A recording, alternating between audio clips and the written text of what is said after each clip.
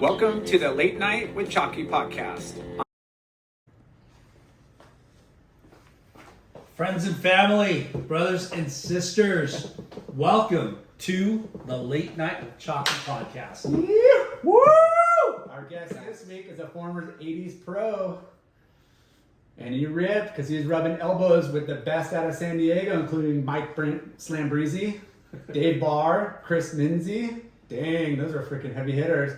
He went on to work in the industry with over 40 years of retail, in retail, doing retail, cleaning house in retail. This guy has it all. I can't wait to hear it all. Now he resides in New Zealand, and he runs retail there. The country's biggest surf chain, Backdoor Surf. We'll hear more about that. And he's never took off the jersey and continues to compete and dominate with impressive results as a two-time national champ in the 40s division. 5 times? See? I'm older now. I told you I couldn't find all this info. And he's continuing to clean house, taking wins in the 50s division. We welcome to the show Rick Delmar / Lasch.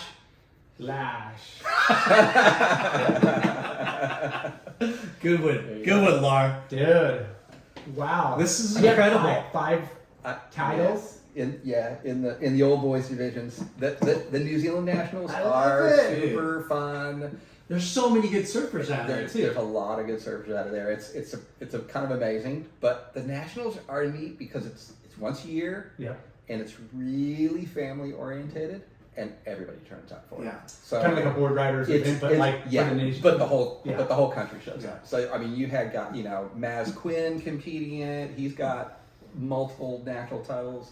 Going even further back, you've got Ian Ratso Buchanan, who is actually he's actually a prior judge for the WSL. Wow. But he was competing, really early '80s and kind of a Did they legend in New use Zealand. that for like the ISA trials, or is that a whole nother setup? I think that's a whole other setup. Mm. Yep. It's interesting. Yeah. but So you moved there in 2005. I moved there in 2005. Crazy. Yeah. Before we go back to the very beginning, are you friends with Luke? What's that guy's name? Luke Cederman. Yeah. Yeah. How hilarious is He that? So is good. hilarious, honestly. And we're talking about the Right. Raglan Report. Raglan Surf Raglan Report. Surf Report. Yeah. Yep. Yeah. Yep. He is He hilarious. is hilarious. And like rips. honestly, Seeds has been taking the piss from day one. That's Yeah. that's That's been that's nothing's his- changed. that's How That's his no, tall style. is that's- that guy? he's a big unit. Yeah, he's a big dude. unit, but yeah. he surfs like Like small. 100%. Luke is a world class surfer. Yeah, It's yeah. funny, he takes the piss out of himself so Yeah. much, but he's literally gnarly. Gnarly. He, I mean, he surfs so good. He surfs pretty damn. Like Yeah. he throws a lot of water. Buckets. Yeah, Buckets. yeah. And he's got a crazy air game Yeah. and Everything. Yeah. He's fucking funny. But just But the show's not about Luke. This is about Rick Delmar / Lasch. so So take us back where it all began. how far back do you want to go? How you got into surfing? Yeah. How did I get into surfing? I was 11, and this is funny. Actually, my neighbor up the street, Eric Keeling is his name. His dad was actually a really famous scientist. Scientist. Yeah. So he was one of the earliest guys doing climate science research. So Dr. Keeling is a full legend in the science world. And Eric, one of his sons, I think there's 5 kids in the family. And that was kind of the house we all congregated at. Yeah, that was the That's where clubhouse. that was the clubhouse. That's where Were they close to soccer, the beach? baseball. Yep, about 5 blocks to the beach. Yeah. And that was, we all went from there. And one day, literally, got my boogie board under my arm, and Eric was like, I know you got a surfboard at home, go get it. So I didn't Did you really have siblings? I was 11, he was 13. I had sisters, Okay. so I didn't really, so Eric. No family was pushing you. It was all friends. And, It was funny. I was really into being at the ocean. My dad was an avid body surfer always. So, I mean, I like on a little foamy surfboard, bellyboarding at 3 in Del Mar. So, Yeah. ocean from day one. But actual surfing was literally my neighbor Eric saying, "You are surfing today. No more boogie boarding for you. We're doing it." And Now, did you see other You're- older surfers surfing? Like yeah, other older absolutely, dudes? absolutely. Well, it's funny. So the first time I actually went surfing, I was 9, and I just I kind of had so much ocean experience already that I stupidly just paddled straight out because I could get out. Yeah. Turned around, paddled, purled to my eyeballs, and the board smacked me in the back of the head. I literally had an egg on the back of my head for like a week.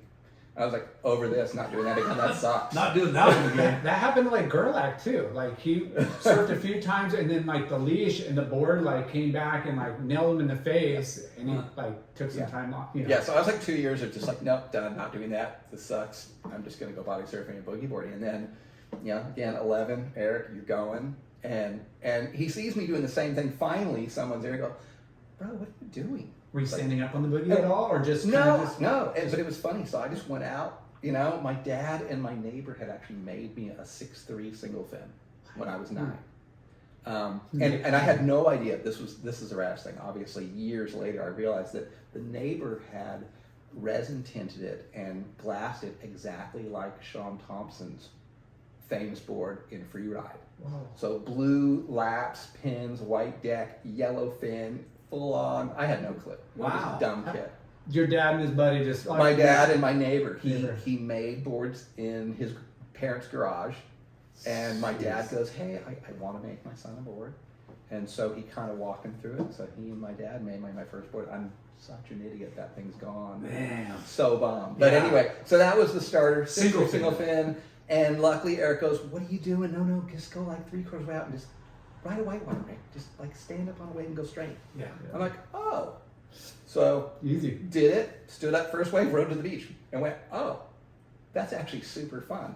That was that. I was You hooked. were naturally I was goofy hooked. footer? Like I was naturally a goofy footer, and just that was it. That was kind of the end of the summer in 1978, and that was it. Every day I went, never stopped. Yeah, the hook, the surfing drug. Yeah. Is like crazy. That first wave, Yep. you'll never freaking forget it. It's funny. I literally remember that day getting one that like reformed and actually trimming left. I mean, it's just Even on the first day. First day, Like white water, It that was backed white off. water, and it backed off, and then it just kind of ran left, and I just like got this little trim, and I'm like, On that is- single fin that you're doing.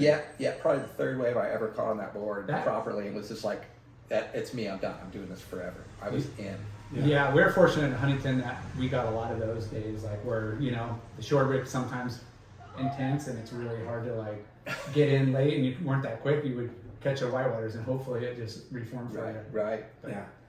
Del Mar is the spot. So Del Mar was the spot. So yeah, Wave Do you- Crest, like sort of 13th Street in Del Mar. There used to be this crummy old apartment building called the Wave Crest Apartments, where a bunch of the old UCSD students used to live, and it was cheap as chips. Everything was Not the cheap. case anymore. No. Yeah.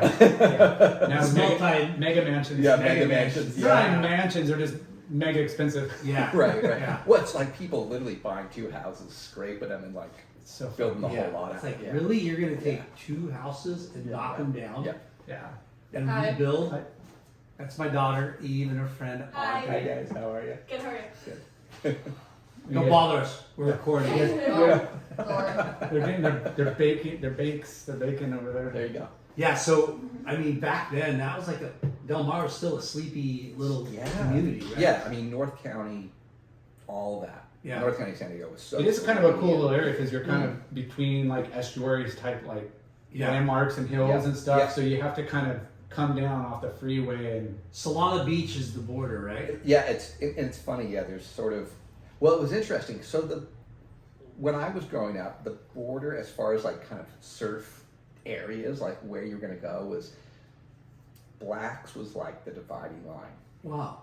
All the way up there. So Blacks down there. and then going Torrey north. Pines? Yeah. So Blacks, Torrey Torrey Pines, Pines, and- Del Mar, Solana Beach, like all those kind of communities were kind of connected in a way. Mhm. And then if you were south of Blacks, well then you were surfing La Jolla, and that was a whole different deal. Yeah. Whole different crew, whole Yeah, different. yeah, It was yeah. like all. So Yeah, it's it's gonna funny be how. interesting to hear So that. Blacks was kind of this weird. At least when I was going, it was almost like this weird like neutral zone. Like okay, like. because proper Yeah. Blacks, there's not really community. It's all industrial Yeah. and college and school, and so it's, Well, yeah, there's and not really anybody there. I mean, unless you live in up in the that little community above, Yeah. and there's at that time No, There's no homes. Probably not even 100 homes out Yeah. there. That and there's nowhere to like hang. You know, Yeah. it's a mission in and out. In fact, I think the only guy I know that like grew up in the farms that's like a black local. I'm sure there's more because I'm not local, but is my buddy Johnny's son, who has been mates with Rusty forever, and like he's like the overlord. Yeah. Having grown up there. God bless those guys. Yeah. Regulate. Yeah. So, Del Mar, your friend, I forget your neighbor. Yeah, my neighbor Eric Killian. Yeah, Yep. So he got me going, and then it was funny. There was kind of just a pack of us kids. It was funny. It was his little brother Paul and our neighbor Charlie Murch, and there was just this whole crew on the street that all got into surfing that summer. And so I had sort of 5 or 6 good friends, and we just every day trek down to the beach and just go do it. And then it's hilarious because back then my kids were like, what is this? But I was telling them about there's a restaurant on the beach in Del Mar called the Poseidon, which has been there forever. It's still there next to the library headquarters. Same owners, you think? Wow. I don't know, maybe. But it's funny, there used to be a phone booth in the middle of the parking lot there. Like just this lone glass phone booth. We all had the phone number memorized. Yeah. So Because that's how we would Surf report? or calling one of the moms going, we're really super tired. We Can you pick us up? Pick us up. we would. It's such a nice, different, pristine beach area too. Yeah. That spot you're talking about, right? Yeah. But we would. We had the phone. There was like a 3-pack where Duke's is up on top right there at the pier. And we used to call the numbers too, hoping people would pick up. Yeah. Oh, yes. Yeah. Or just random person. Or just kind of like the Jerky Boys, Yeah, Like, see who picks we up. just Yeah. call and What are see you who wearing? picks up. We were such little Yeah. shits. Oh yeah. No, I know that was happening there as well, but it's so funny. Yeah. So who what was the clubhouse like? Who was the house that you dropped? Killing. yourself So the Keelings was Yeah, kind Keelings. of the Keelings was kind of the clubhouse when I Yeah. was really young, and that was where everything kind of the epicenter of everything on the block started there, and we were again like maybe 4 or 5 blocks down the hill to the beach, So 78, 78. it's still single fins and Grew up on black single wetsuits fins, black. and Oh yeah, for beaver sure. tails And I grew up, at the top of 11th Street in Del Mar, which at the time was like such the kind of the throwback spot. There was like super whiteboards, black wetsuits, just Sketchy. Soul. sketchy soul. surfing. Everyone was riding like Tony Staples eggs, glass on single fins, that whole thing. And it's funny because I probably got that that first real influence of going to free ride at La Paloma, and freaking out and kind of Was that like that was 79 or 78? 79 or 80. So that was I a little bit of surfing experience, but going to see that was like Phenomenal. yeah. Yeah. And going to a surf movie at La Paloma and Encinitas was just a happening. Yeah. Everybody was there. Still to this day, It was a wild experience. We had the as a surf kid. theater, and it was the same Yeah. thing. Yeah. And it was like I went to La Paloma and watched Jerry Lopez movie, The Yin Yang. Yeah, the yin A yang. couple last year, Yeah. and it's still as nostalgic and Yeah. what an amazing feeling to be sitting in a movie theater watching surfing. It's Right. pretty bitchin'. big screen. Yeah. So it was funny. So for me, I got really influenced.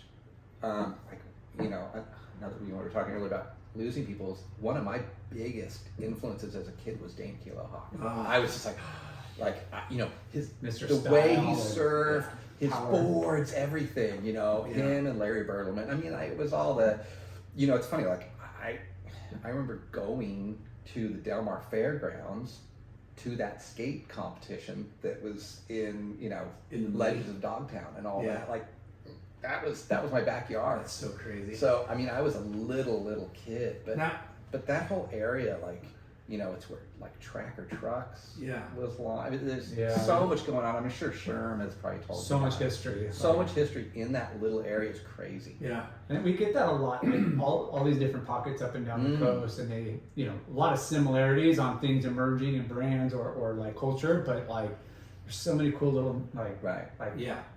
home. Perspectives from it. Did you grow up the same time as Mark McNaught? Yeah. Yeah. So Mark McNaught surfed for Sunset Surfboards. Yeah. Same time I did. No way. Yeah. So Mark was, because he was just the photo hound. He had it wired. Yeah. I never got smart enough about that stuff. He I didn't kinda know how to figured it promote out myself. early, He right? figured it out. Yeah, he was like the first,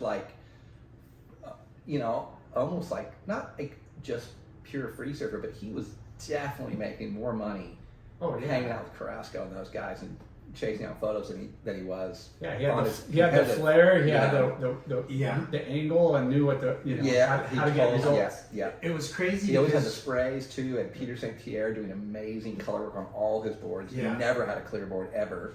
Well, when we interviewed him, when you listen to a person and they're sitting right in front of you, telling you these like unbelievable stories, right? You're like, Yeah. this guy's full of shit. That's what we kind of thought, right? You stayed at Berman's house? Yeah, you lived with Berman. Okay, Yeah. sure. Mark, Wait, you were getting paid by OP at like 14, 15 years old? Sure. Okay, so that's a really funny link for me with Mark is, okay, so OP, Came from that area. well, the yeah, Hansons well, and Jim. it was Don Hansen. I think he backed Jim James. Jim Jenks. Yeah. And so Jim and Junior and Mike Jenks, who was my good friend, they lived 3 blocks up the street from me. So when I was so this is when I really started getting serious about surfing, was probably around about 13. And it's because Michael, the youngest Jenks son, he used to come walking down the street and he'd come on, we're going surfing. And he'd drag me down every day and take Was he me older? surfing. You guys He same was age? he was older. He's 4 years older than I am. Okay. So, but he would take me surfing and take me to punk rock shows that my mom had no idea I was at. And Yeah. he got me into all kinds of trouble and kept me out of trouble too. Yeah. He's still one of my oldest best friends. So you talk about free ride, and you're still just beginning, right? Yeah. Just starting to Yeah, surf. yeah. And when you become a surfer, it's like, I want to do what surfers do, right? Yeah. Like you're taking on the whole thing, the culture, Right. the persona. So like magazines, right? Like magazines were huge. Oh, You yeah. know? I'm sure they were huge back then. And so were you like, We lived and breathed surfer and surfing. Yeah. You were just waiting for that magazine Yeah. to come out and just to see what was going on. And I, it was interesting. I was always really interested in what was going on elsewhere in the world. What was Australia doing?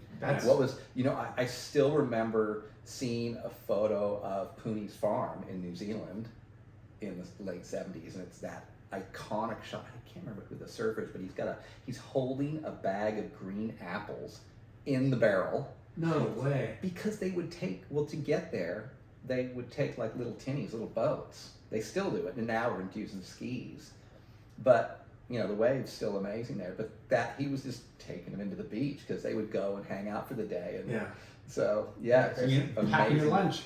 But those images... Did you look at that picture and go, someday I'm going to live there? I'm going to go there. I didn't think I'd live there, but I was definitely knew I was Yeah. going there. I mean, it's Yeah. just this epic emerald green water, and it's funny how surfer and surfing and all those images for me, not only sparked like love of surfing, but kind of the bug for travel and Yeah. wanting to see, what do waves in other parts of the world look like. Well, like Endless Summer, right? That kind of sparked the nomadic surfer. And then, Free Ride and all the Chris Beister movies and Hal Jepsen, like, once you started seeing those, like, you're like, oh shit, that's what it means to surf and travel the world and surf exotic different places. Well, yeah, warm water, turquoise, Right. just pool color, and always it just seems so exotic, like Yeah. everywhere, Right. whether, they don't tell you you're seeing one little snapshot, Yeah, but right. it's still like a picture is 1,000 words, right? Yeah. So you're getting better at surfing. Were you starting to get into competition? Was there competition going on? There was for sure, but it's funny. I was probably, certainly by today's standards, super late to the Yeah. contest game. Yeah. For me, I don't think probably a few, because there was a lot of local stuff. So I probably did a few, like there was a Del Mar surf contest every year that the lifeguards put on. So, and for that, it would have been like me and Jeff Baldwin and, Baldy, who's like still one of my favorite surfers ever. So smooth. So good. He's still in the scene doing some announcing and stuff. It's funny. I personally think probably the best surfer that ever came out of that area. No. Yeah, he did great. There's a lot of good surfers who come out of a lot of good surfers come out, but Baldy was just one of those natural guys. He had a Curran-esque about him where he just drew the right lines. Yeah. Any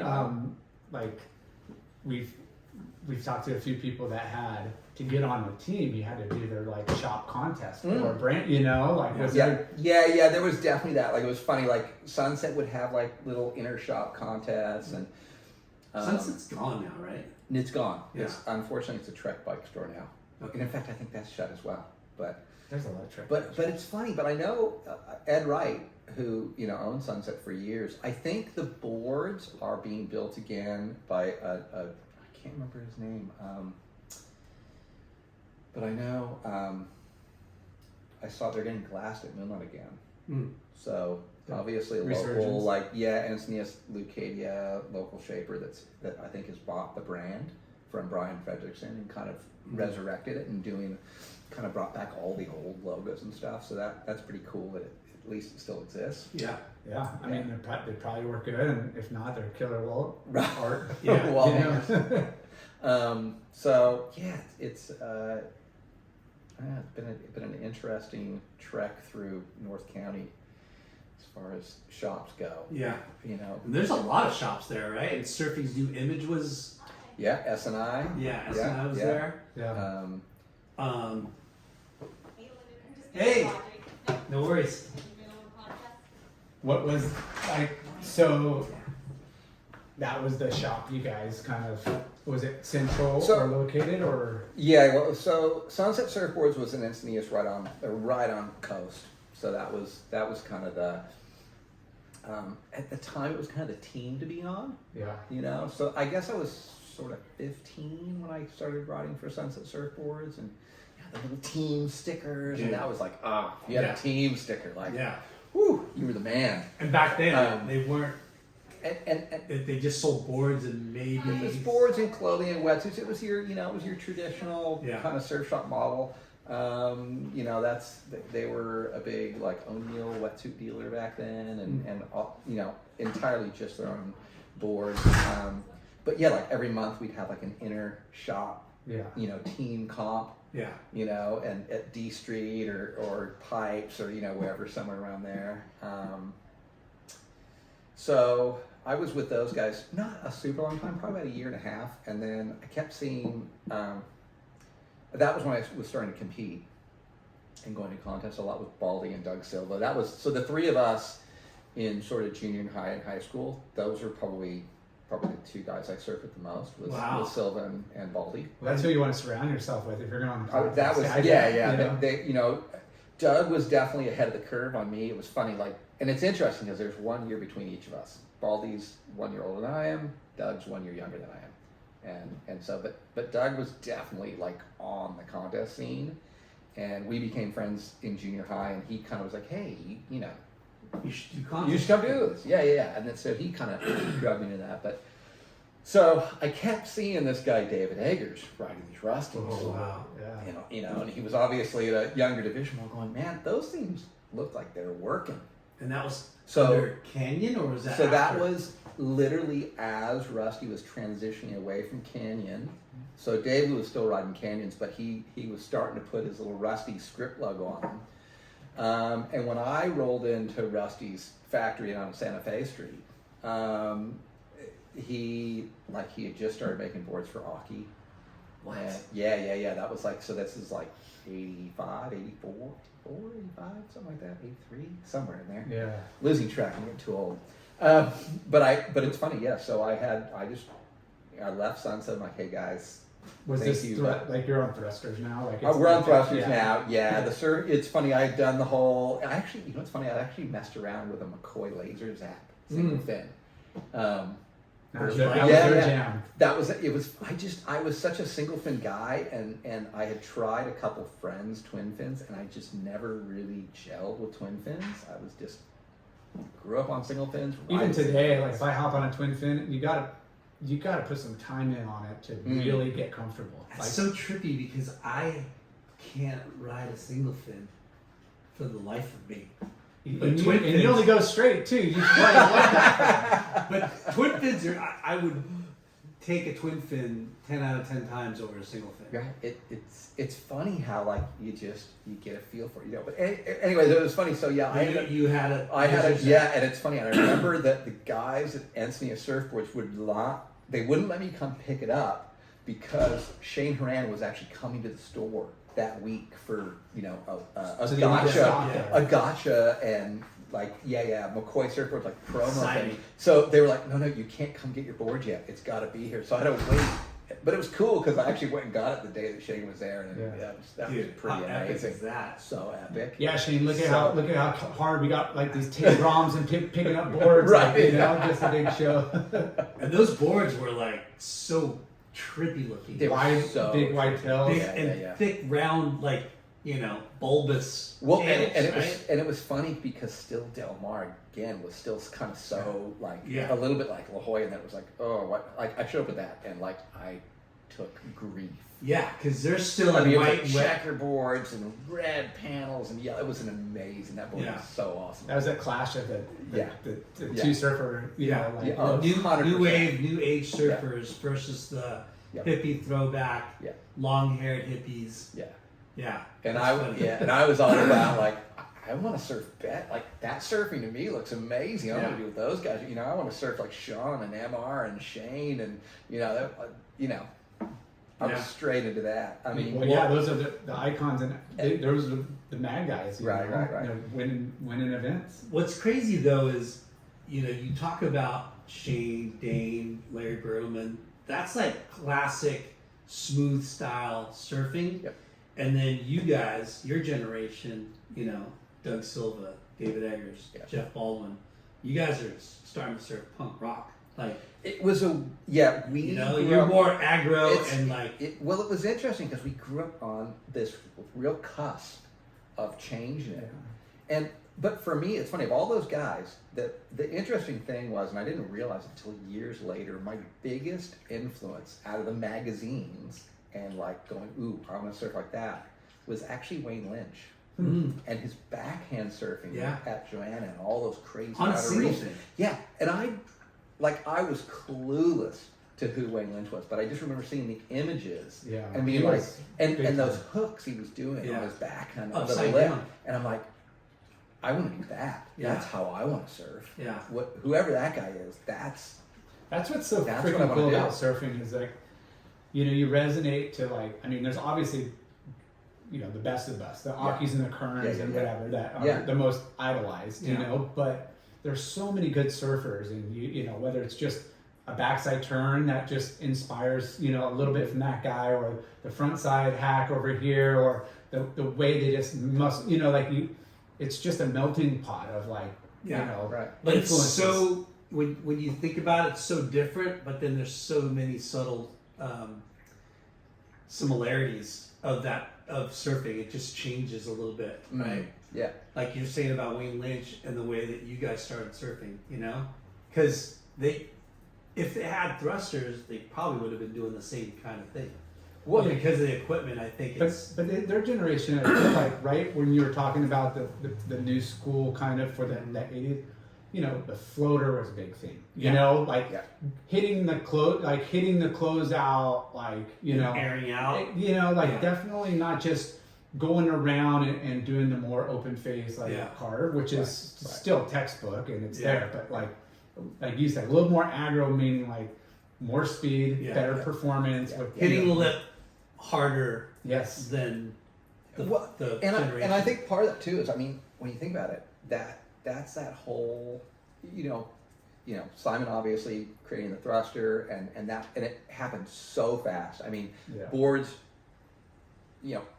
everyone was adopting the thruster so rapidly, and boards were actually.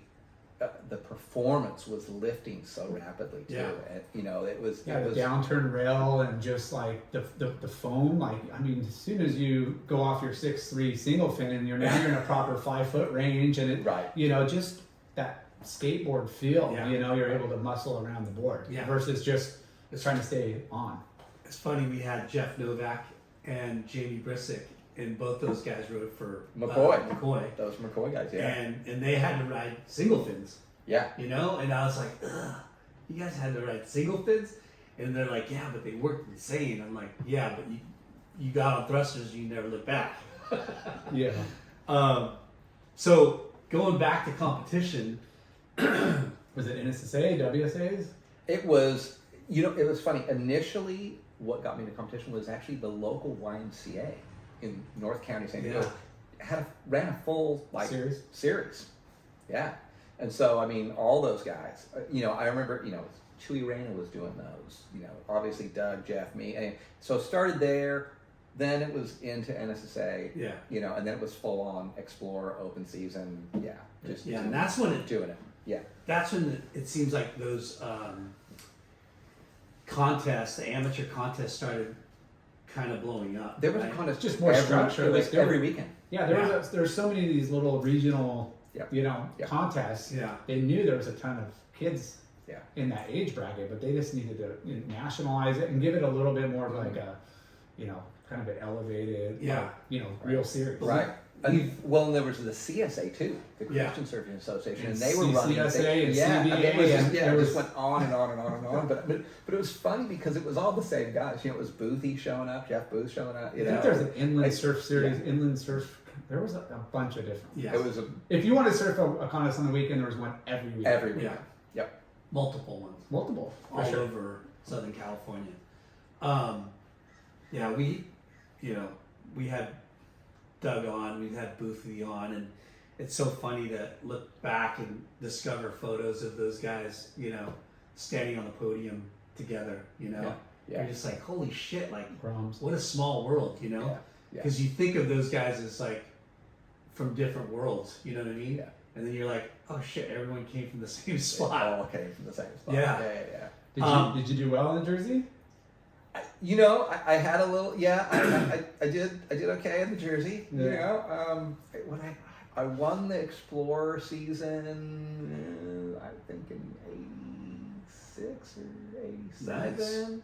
and came third or fourth in the Open that year as well. So my last year, I had a pretty good run. Nice.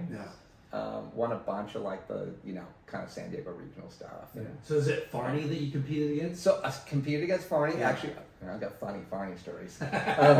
So actually, I met Farney because we were staying in Hawaii together. My first trip to Hawaii, and it was actually for the U.S. Championships at Makaha. Mm-hmm. So that was like Kelly is like super Menahuni, and Farney was in that, and Archie was in that. It was all the the who's who.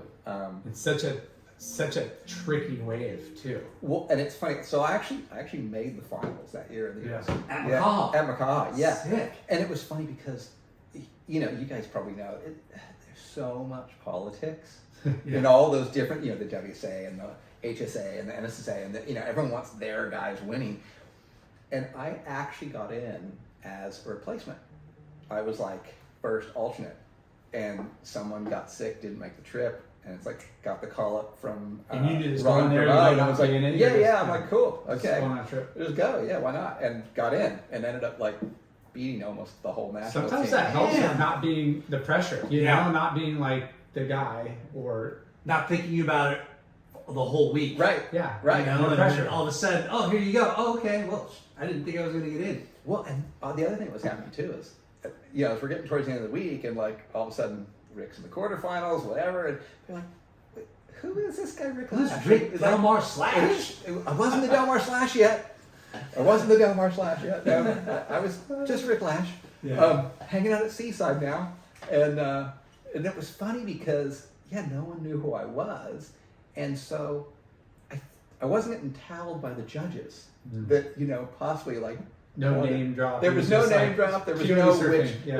It was no like which Camp it in, yeah. Which camp is he in? I don't know. Yeah. Who is this guy? And were you like, what were your sponsors at the time? At that point, so that was High school?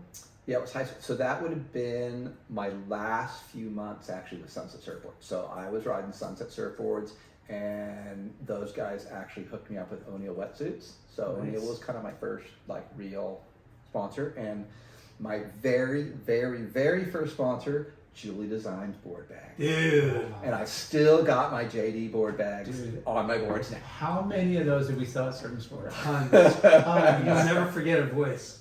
No. Hi, it's Julie Designs. Julie Klein is just the best person ever. She's still got an office Yeah. in Ocean Beach. Yep.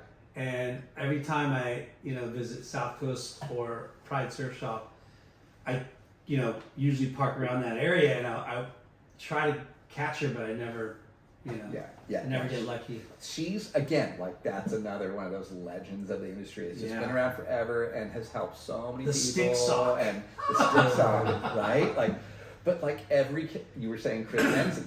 Yeah. Julie backed Chris, backed me. Like that's So rad. So Trevor Christ, Trevor Chris Menzie,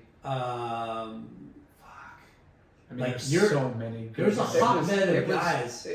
North County was gnarly. There's a lot of- John Glom. I mean, John a little Glom. older than us, but there's a whole. Yeah. There's kind of this 5-year window of Yeah. North County is It producing. was kind of exploding. David Eggers is David pretty Eggers too. is Yeah. he was from Claremont, but yeah. But know. just but if that you say whole- South, yeah. Oceanside South, proper Yeah, San yeah, Diego yeah, County. yeah. Yeah, you It was mentioned crazy. Chewy Reyna, Yeah. Mike Lambresi, and Yeah. And Dog Saliva was kind of a Prodigy. Prodigy, right? Yeah. Oh, Dougie was the prodigy. Yeah. Yeah. He was the kid that was going on tour for well, sure. that and Quicksilver put Quicksilver him up on a for- pedestal for too, sure. which Yeah. helps, because if you're on Quicksilver at the time, Yeah. you're somebody. Yes. Yes. So, back in the day, was it just a handshake for you to get on these teams, or did you have to put together a portfolio resume? It's funny. I mean, we always would put together a portfolio. I mean, it was just that was almost like Part of fun. your art project. You gotta Yeah. You just clip got to out make the the US back of Championships finals. with all the clippings at the back. Oh, yeah. The results clippings Performers and page. performers page. Yeah. Oh yeah, I love my performers page. Oh yeah, Is that your first shot in the got bag? one of those. You had to throw your report card in there. Well, yeah, depending on yeah, how it looked. exactly. Yeah. And then also had Breakout magazine too. Yeah. Breakout The magazine. Breakout amazing, magazine. Yeah. So that was The magazines, we talk about it every episode. Yeah. And they were the Bibles of that time, meaning you're waiting for them to come out. Yeah. Yeah. And you were studying it for a whole 30 days, Yeah, front to until back. the next one over came back. out. Yeah, Came out. so it wasn't like you just glanced through it and you looked through it every day. Yeah. Yeah. Cut out pictures, put them on the wall. It was so influential. So you rode from Sunset, got on O'Neill, O'Neill, yep. and then started seeing Eggers on these Rusties. Rusties, and then rapidly went down and had a chat with Rusty, and he was like, "Yeah, I'll make you a board," and got a board from Rusty, and just Well, it made me surf like game Hockey. changer. Yeah, right. That was the hope, but it was a game changer for me. Was Hockey already writing for him too? Aki was getting boards from him, and that very first board, it was literally first Night and day. session. I was like, oh yeah, it was magic. So was it a squash A tail? little squash that was full little, Double bump or single little bump. It was that full Aki, Yeah. that first, real those rusty Boxy. angular boxy rails, flattish deck, and those things worked. yeah. They were To this day, they're probably still really amazing. They're a really versatile board, and that was the funny thing too is back then, if you had more than one board, really? Yeah. Like you just one board, you surfed it and everything. You know, whoever. From 1 foot to 10 foot. Yeah, 1 foot to 10 foot. You're like, if I'm going out and surfing, ankle high slop to get ready for a comp, or like my neighbor's dragging me down to blacks and making me paddle out when it's triple overhead, I'm riding the same board. And the boards were kind of indestructible because they're so like, I remember my first few boards, they were like gloss coated. Yeah. That was like the norm. Yeah, no one really did sand and finish. You know what? Back So in the day. those were all the Rusties. My Rusties were all sand coats. That was a progressive. That was the lighter, more competitive. the lighter. But the interesting thing too is when you think about it, because the boards were so much thicker, they weren't having to shape as deep into the blank. So it was denser foam still left on the deck. You know, when everything started going thin and rockered out, and the crazy elf shoe thing, boards started snapping right, left, and center because they hadn't milled away the strongest part. Well, they hadn't changed the blanks yet. Yeah. Oh yeah. I remember Rusty redesigning all his blanks to what he called close tolerance blanks when they started going way thinner and narrower, and like redesigned a ton of the Clark blanks because that was so soft by the time you got down to the dimensions you wanted. I mean, by probably the 90s, like Clark had everybody's profile, everybody's rocker, all these different, like their, whatever mold system. And I remember super blue, super green. Yes. Yep. Right. And ultralight. Ultralight. You knew that you can look at this color of the stringer, like the wood, and just know. Yeah. And the Clark logo. So it was Yeah. blue, yellow, green, I think. There's a bunch. I think the yellow was that was the ultralights. Yeah. Those were like. So you felt a world of difference with getting on the Rusty. Yeah. So I got on the Rusty, and I was like, okay, this is it. So kind of had to go have the hey, thank you so much for everything, Ed, but I got to move on. Yeah. So parted ways with Sunset, and obviously still good friends with those guys. That's what a great childhood.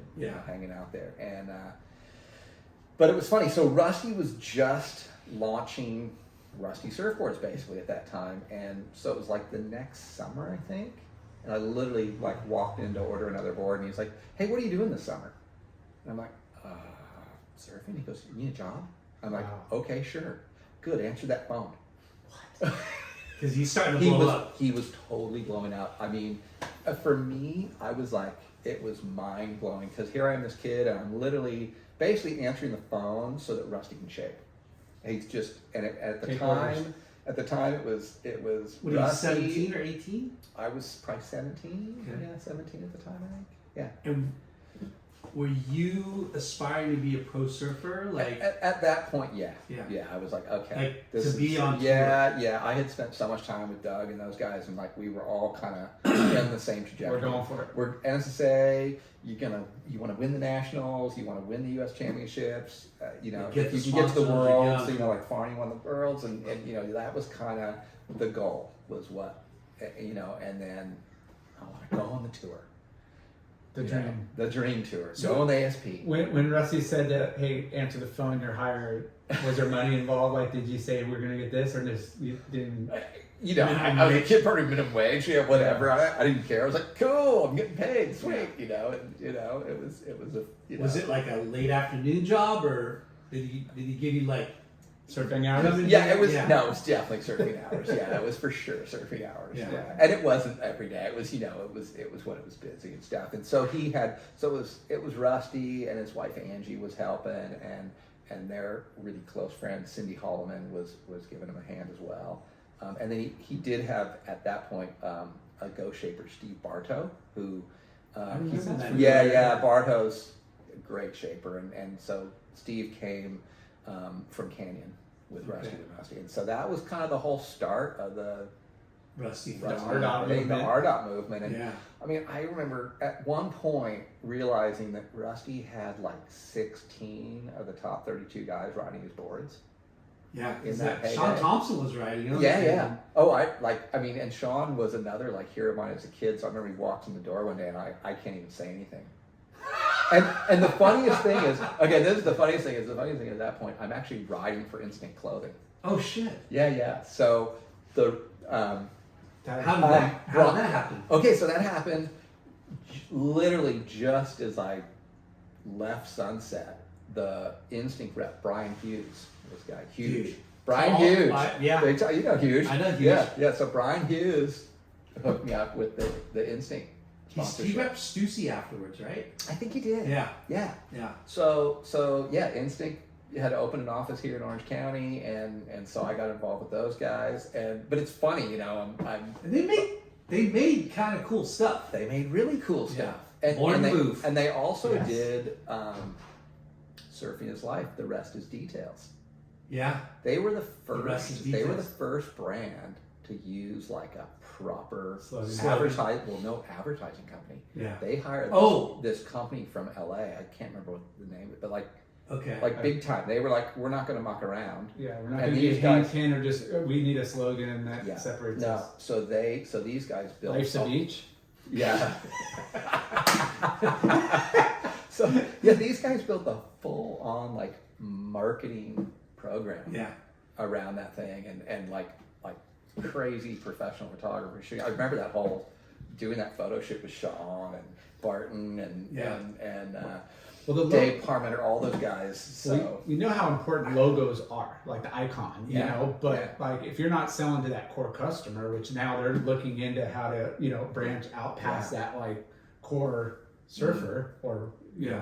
client or retailer, how do you, you got to pull them in somehow. Yeah. Let them know that this is a surfer. We had Sean on too. Like we got to interview on a stage in front of a bunch of people, but it was pretty cool. But that's cool.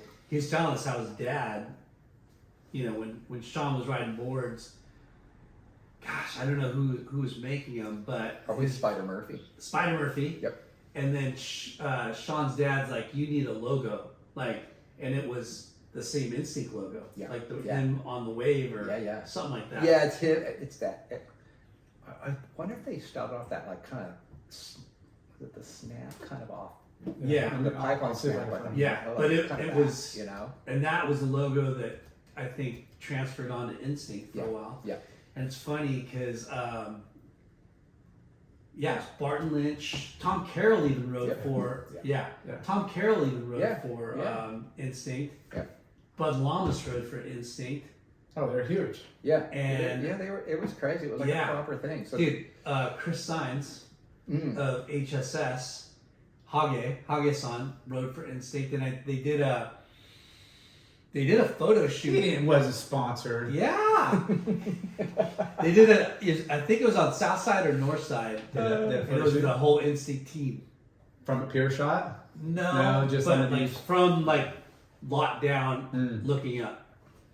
Those are popular back in the day. Yeah. There was a bunch of brands that did that, like team gathering photo Yeah, it's shoot. funny. In the parking lot. See, I'm skipping forward, and it's funny thinking about the PSAA days, and Well, the don't Bud get there Tour. yet. Don't get there yet. So, your first job was Rusty. So my first job, Industry job. first after Sunset Surfboards, Rusty, and then, so yeah, he had me it's funny. Like I was saying, running errands, running down to the Branding Iron, which was the screen print shop in La Jolla, where he was first starting to do T-shirts. Rusty Surfboards Everywhere, and the fade RDOT thing, Yeah, which was quite prolific and prophetic. It's funny how RDOT was the name too. It's synonymous Well, with Rusty. it ended up just being. Well, what's the funniest? That's what people say is RDOT instead of Rusty. Right. What are you riding? RDOT? RDOTs. Yeah.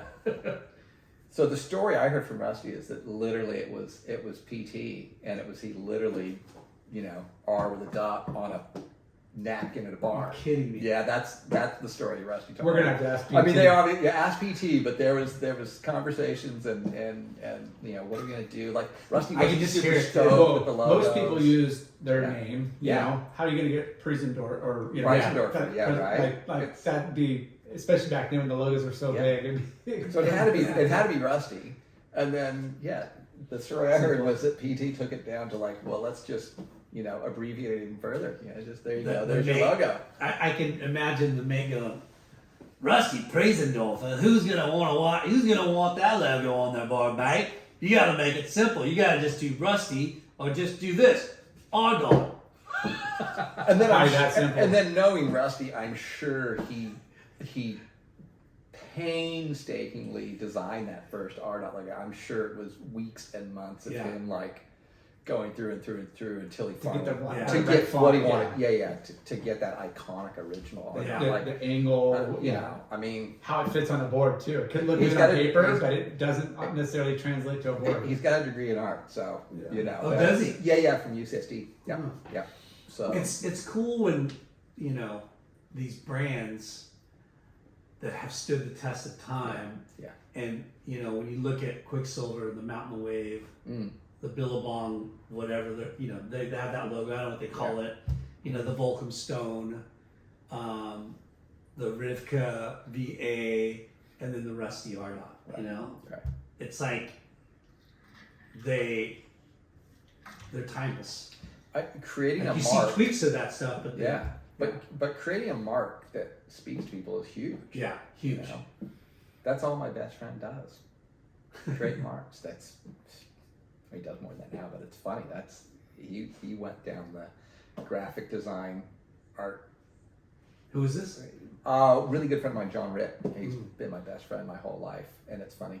Good surfer, but went down the whole. He saw just a niche. Yeah, kind of. That was just his thing. It's interesting. He had, he had a gift for it, and a love of it, and stuff. So but it's funny how that is, if you can get a brand that has that really amazing identity, and attach that's it what to that carries mark, brands. Yeah. I mean, it's funny because,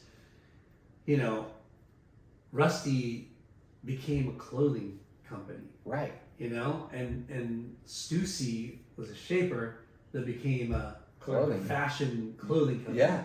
Where it's like, that's weird. Well, and if you don't know your history, or if you've come to the game later, it's funny. I can't tell you how many people that I run to have no idea that either one of those brands came from surfboard.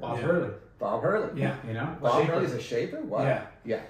No, nobody knows that. Unless you're in the industry the way we are, you probably do not know those little details. Going back, you said you had a funny Farnsworth story?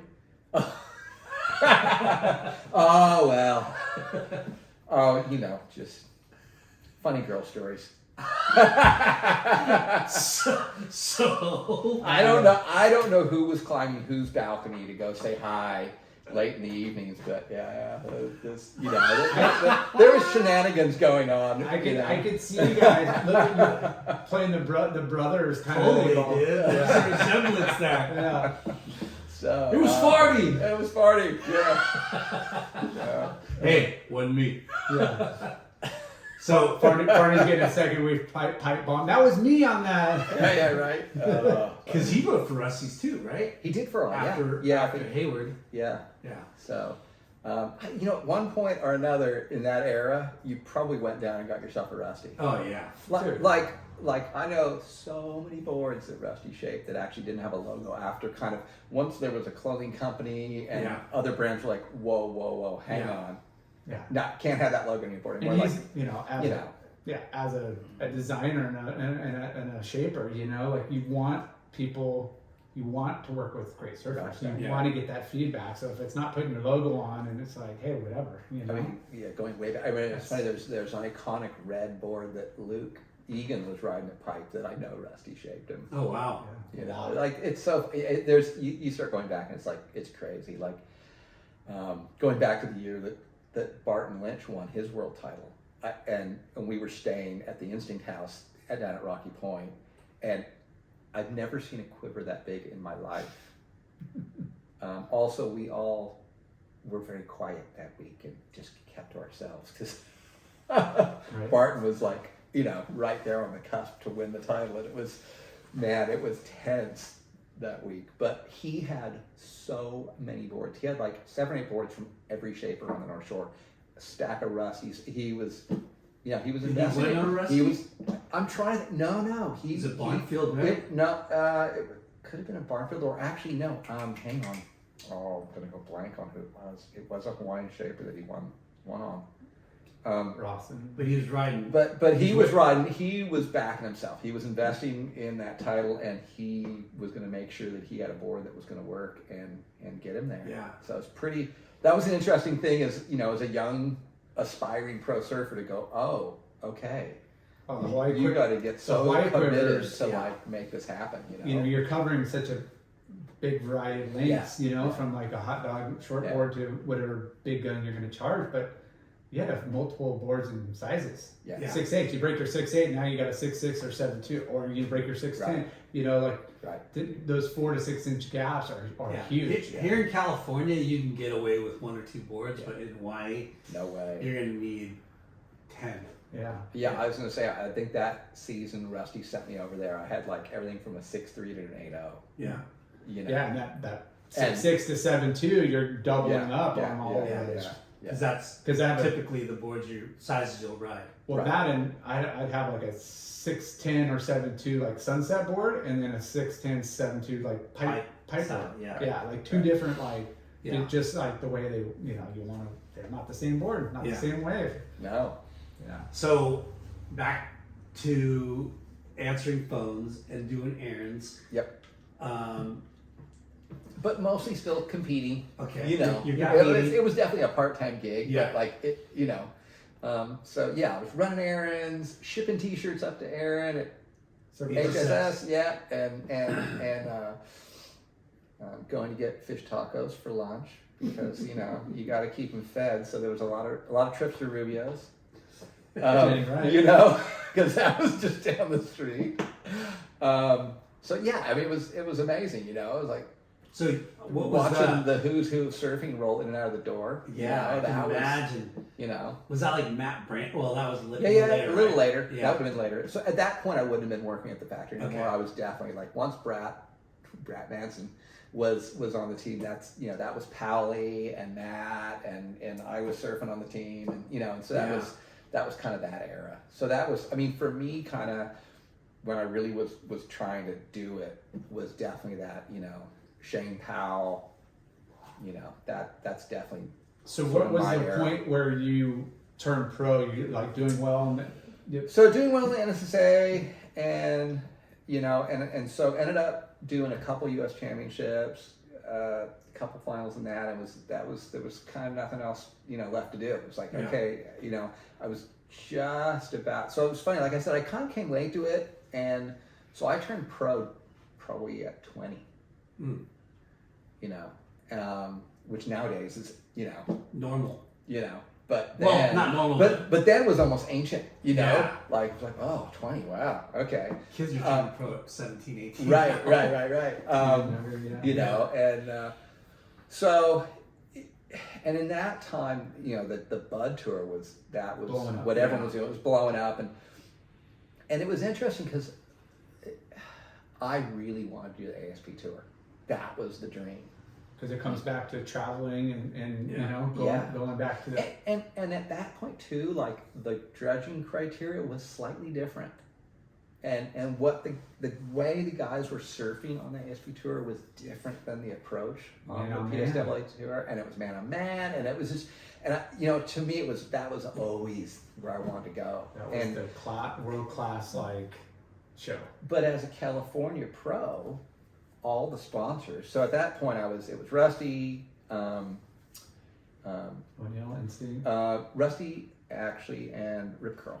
Rip Curl. Yeah, it was Rusty and Rip Curl. So it was funny. I mean, that was kind of a weird time. Also, having no clue about financial markets and things like that, not realizing what you've turned pro in 1987, and the stock market's just crashed. And there's no money in the industry. So it was so gnarly, but literally clueless to all of that at the time. Just going, wow, why can't I get a contract? And the new team guy at O'Neill, and that was had surfed my entire amateur career for him. And it was like, nope, no room for you. So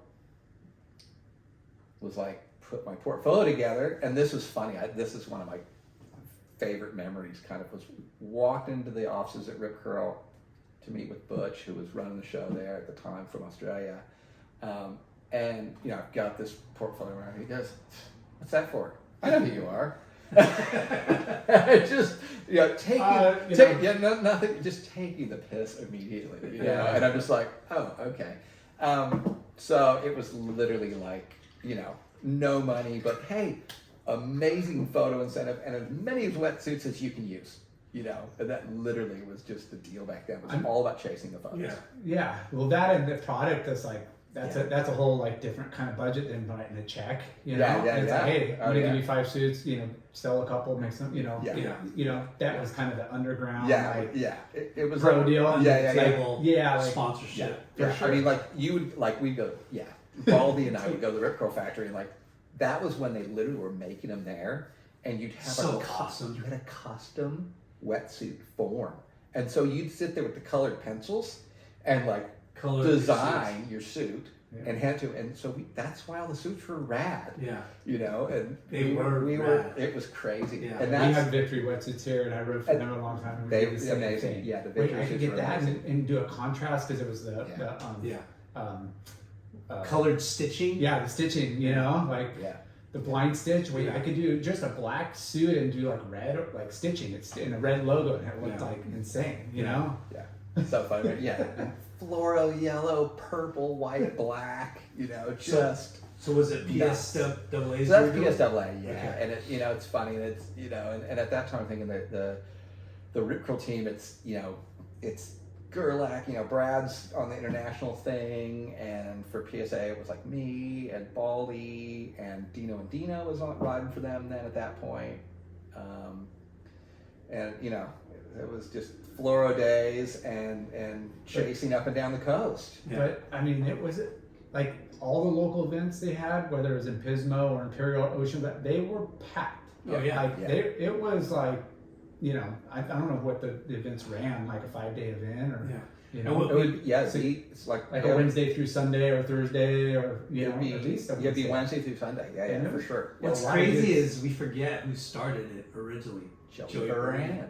We don't give him props enough. We don't give him props enough because he's the one that masterminded it. And I remember him actually, he was also, the name? There was a pro-am that he put on in Carlsbad. It was like the precursor to that. Like that was kind of the start of his originally contest from, directing. He's from Carlsbad, Ghana, right? Yeah. In fact, I think his sister still owns offshore surf shop there. Right there. Yeah, I think so. I think Barbie still has that. Name? Barbie Baran. She does. Yeah. I'm trying to think of the tour before. Like PSA? Yeah. There was something before that, but the PSA was when I don't know how he brought in Budweiser. That's when that was where again. I think he was taking a page out of the. I mean, at that time, beach volleyball was like blowing up, and they were like a Miller. Like that was their corporate beer sponsor. Because my dad had a friend in marketing at Miller. Used to give you guys and they would just pallets. They'd pull up like a pallet, like the truck, and we'd be like, "What?" Like this is like I'm Grom. Dad's sponsored. Yeah, he was. All the guys coming in with like just stacks. I'm like, wow. Dolly. But they were, so I think he was just looking at what other industries were doing, and they were like, "Hey, we could sell this." And it was had such a national. It was kind of that.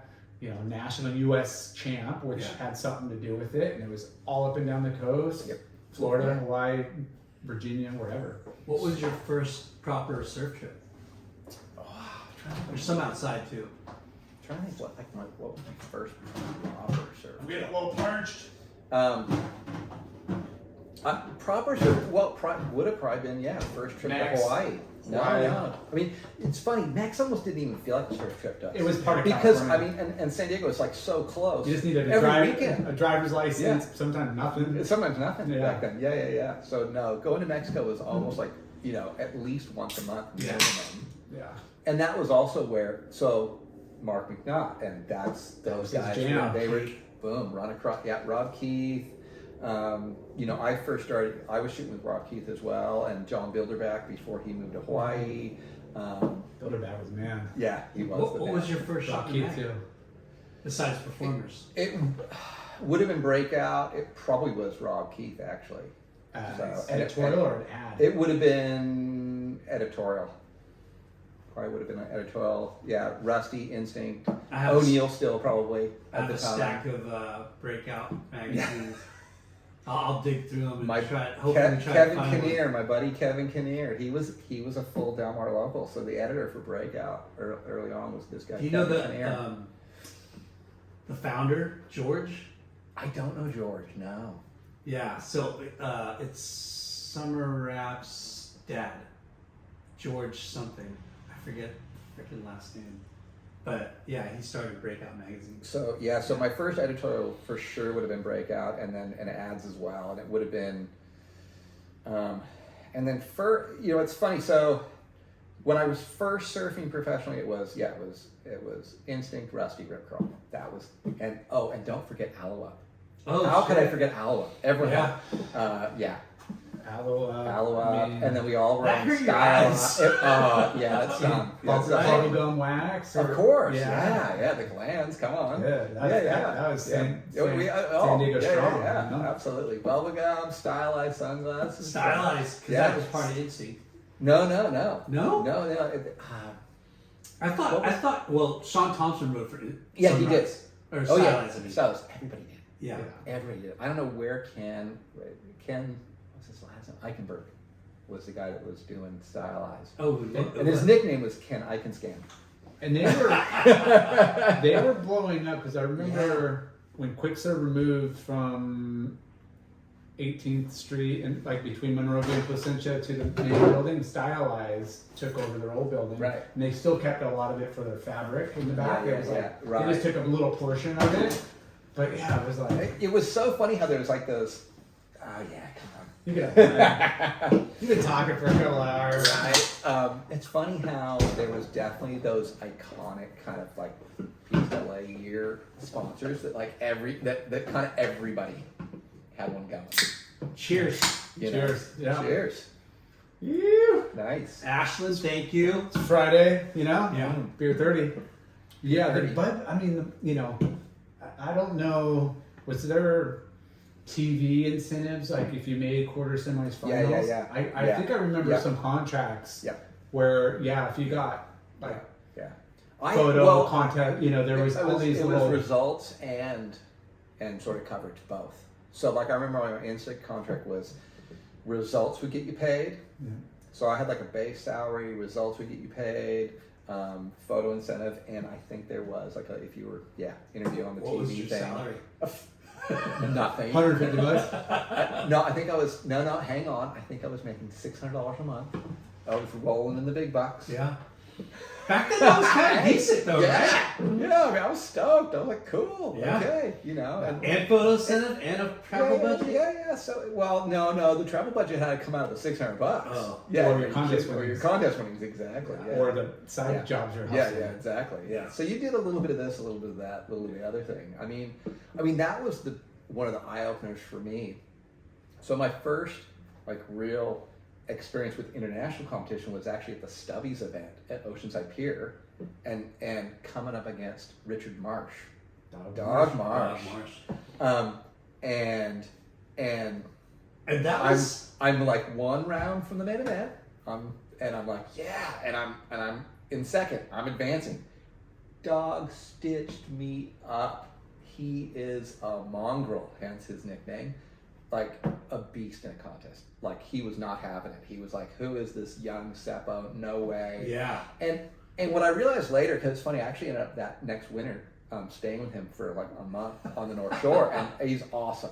And having He coaches now and everything. Yeah. Like he's a freaking Jedi. But it was funny. Yeah, he was a Jedi then too. Yeah. He was gnarly, but it was just what I realized is that all of us in California, we had the PSAA, there was money, there was sponsors. I mean, even though by today's standards there was no money, but the Aussies had it even tougher. Those guys were like, if they weren't making it to the main event and making money, they were going home to go swing a hammer or whatever else they had to do.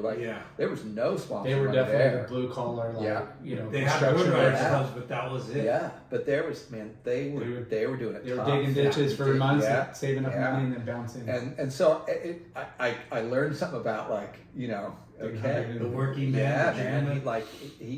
The reality is, looking back, he wanted it more than I did. Yeah. He was and hungry. he was hungrier, and Yeah. he would have paddled up over my back, swinging elbows, whatever he had to do to get to the heat. And so it was like huge lesson for me. Like, oh, okay, when you're at this level, we're not playing a game. No, this is no longer fun and games. These guys this is are serious about it. Yeah. So it's funny too because you said Seppo, and back in that time period, there was, and maybe it was media driven too, but you wanted. Oh, there was a huge Aussie there was a versus huge rivalry. Aussie versus California or U.S. There was a big started with Curran and knocking. It went all the way down the freaking. Well, it started with busting down the door too. Well, for sure, but I'm just saying like that. Yeah. There was definitely more rivalry than it's funny. It's funny now. Like I see so much going on with social media and stuff, and like almost like people like upset about things like a lot of the stuff lately about the judging and and what have you. And the funny thing is, It's been like that forever. it's been like that forever. but it's more amongst the pundits commenting than the actual surfers on tour. Oh yeah. Like it's funny. The guys on the tour these days, like they're all traveling together. Like there's not that many like hardcore angry rivalries the way there used to be. Yeah. I mean, I'm sure there's some, but not. I mean, like I remember Potts and Brad. Like that. Was going after it. That was man. They hated each other. Yeah. It wasn't even funny. There's no Mick Campbell and Andy. Yeah. Yeah. Right? There's some. There was some later. Yeah. I like that. I like. There somebody hungrier than the other. And not sunning everybody. Yeah. Richie Collins and Oh, the dude. Big Mouth. The Skeletor was. Well, the Aussies back in the day, Right, PT was telling us, dude, we would, I'd out paddle you. I'd paddle you to the point, And those guys were hungry because they were, there wasn't sponsors. They were their own sponsors. They would shape boards. They would take Levi's and bring an extra suitcase and sell Levi's or whatever. Dude, I'm sure there's been a few, little razor blade nicks into that leash string and soap. I mean, David Nuevo got his board stolen out of his car before it comes. Might have gotten a little Vaseline on the deck. Yeah, for sure. So tell us about. I don't know if you said what happened with Dog March. How did he get you? You were in second place. Oh, like he just paddled rings around me and was just like he just. Did he like get under your skin and baffle you, or? Yeah, and it was just like got up underneath me and just he was not going to let me get another wave the rest of the heat, and he just made sure he was in the inside. I mean, there was no priority then. Yeah. So it was like So you went from second to third. Went second to third, and that was it. 41st, done, out. No money. No money. What was a contest entry back then? $100, $150. Yeah. Not cheap. No, not cheap. Yeah. But they were paying $100 or $50 for heat wins, So if you were able to scrap a couple, you could at least get your entry back if you were able to make a couple of heats. Yeah, if you can make a couple of heats, yeah, for sure. But the seeding money, round two, main event was that was only a little it was $200 and $400 when I was doing this. So I bring this up all the time, right? Like your area, North County. Is that South County? North County. Yeah. The hotbed of talent that was coming out then, right? At that same time too, when your era, South Bay, there was Ted Robinson, Kelly Gibson, Chris Frohoff. Yeah. Like I always say, it's like, what happened? You know what I mean? Like, where's the Chris Frohoffs and the, Ted Robinsons of South Bay, and where's the Delmar Slash and Doug Silva and you know what I mean? Like it skipped a lot of generations. It skipped a lot. Since then and now. And it's interesting too. Like now when I look at it, it's really gotten polarized to like just a couple little spots. It's funny. Like everyone wants to hang out at Seaside now, which is That's cool. That's good. And it's kind of become like lowers it's the lowers of San Diego. Totally. Yeah. And every mom's there, with the camera on the kiddo. Yeah, because right now it's HB and San Clemente. Right. where the Yeah. talent pool Yeah. sits. Yeah. Right? So it's HB San Quentin, and then in San Diego, it's Seaside. Yeah. And it started with like the Marshall kids. You Yeah. know, and that's you look Jake at Marshall. Jake and you look at all his brothers and stuff like that, and and then But since some of the other then, kids. But it's funny. There's since Jake, like you look back prior to Jake, there hasn't been that many people. no, there's a big gap. There's a big Yeah, gap. and I think just like we've had so many superstars, and then like that kind of blue collar has been kind of suppressed too with sponsorships and stuff. There's been a lot of great surfers, but they hadn't been able to emerge like they were in your generation, my generation, where that kind of like middle class surfer was able to kind of stick it out and be more relevant. Now it's kind of like there's this huge gap between the cream of the crop, the A-list, kind of marquee, which obviously are the best of the best, but now there's not that like. But There's not that middle layer. No. Yeah. And you touched on it, and I'm thinking about it, it's true. Like during the PSAA years, like Malibu, for instance, so many people. So many good surfers. So many good surfers, but all also, over. but people showing up just to watch. Yeah, There were so many spectators, and the other thing too is the number of competitors was huge. Like people don't realize, like, I mean, 300 guys. Yeah. And what's crazy, Rick, if you 350 did that again, you would have the same turnout. Yeah, they've capped the events. Like I remember the OP Pro, which was the biggest contest in America. US Open's coming up again. Yeah. It's gonna be fucking packed for 2 weeks. But they would do a It's trial. gonna be nuts. It was almost a 10-day. So they would do a trials the weekend before, and the real contest would start on Monday. Yeah, one day was girls, one day was like longboard, but still was like a proper 7-day event. Like 8 or 9 rounds to get into the main event. Like it was crazy amount. It's double competitor area sometimes. Just to get through those earlier rounds. I can't remember Yeah, when, but I was at HSS still where the US Open was like 2 weeks. Yeah. And there would be 2 contests. They would do the QS and they do the CT. Yeah. And you'd just be like, holy shit, like another contest? Well, it's And fun. then PSAA would have one like a month before. Yeah, at like In- Bolsa or State or Right. Burkers. So That was gotta fun. bring those back. I know. I mean, as just for the surf, California surf culture, the local communities, the surf retailers, like it just benefited all those little like beach towns. Yeah, Huntington. Yeah, it's got the name in the pier and all that, bringing the big events. But I mean, Imperial Beach, Seaside, Oceanside. Yep. Huntington, Salt Creek or Lowers, whatever, that one will kind of move around. Right. But even like Ocean Beach, San Francisco. Cayucas. Really Surf towns that used to be more focal points. Yeah.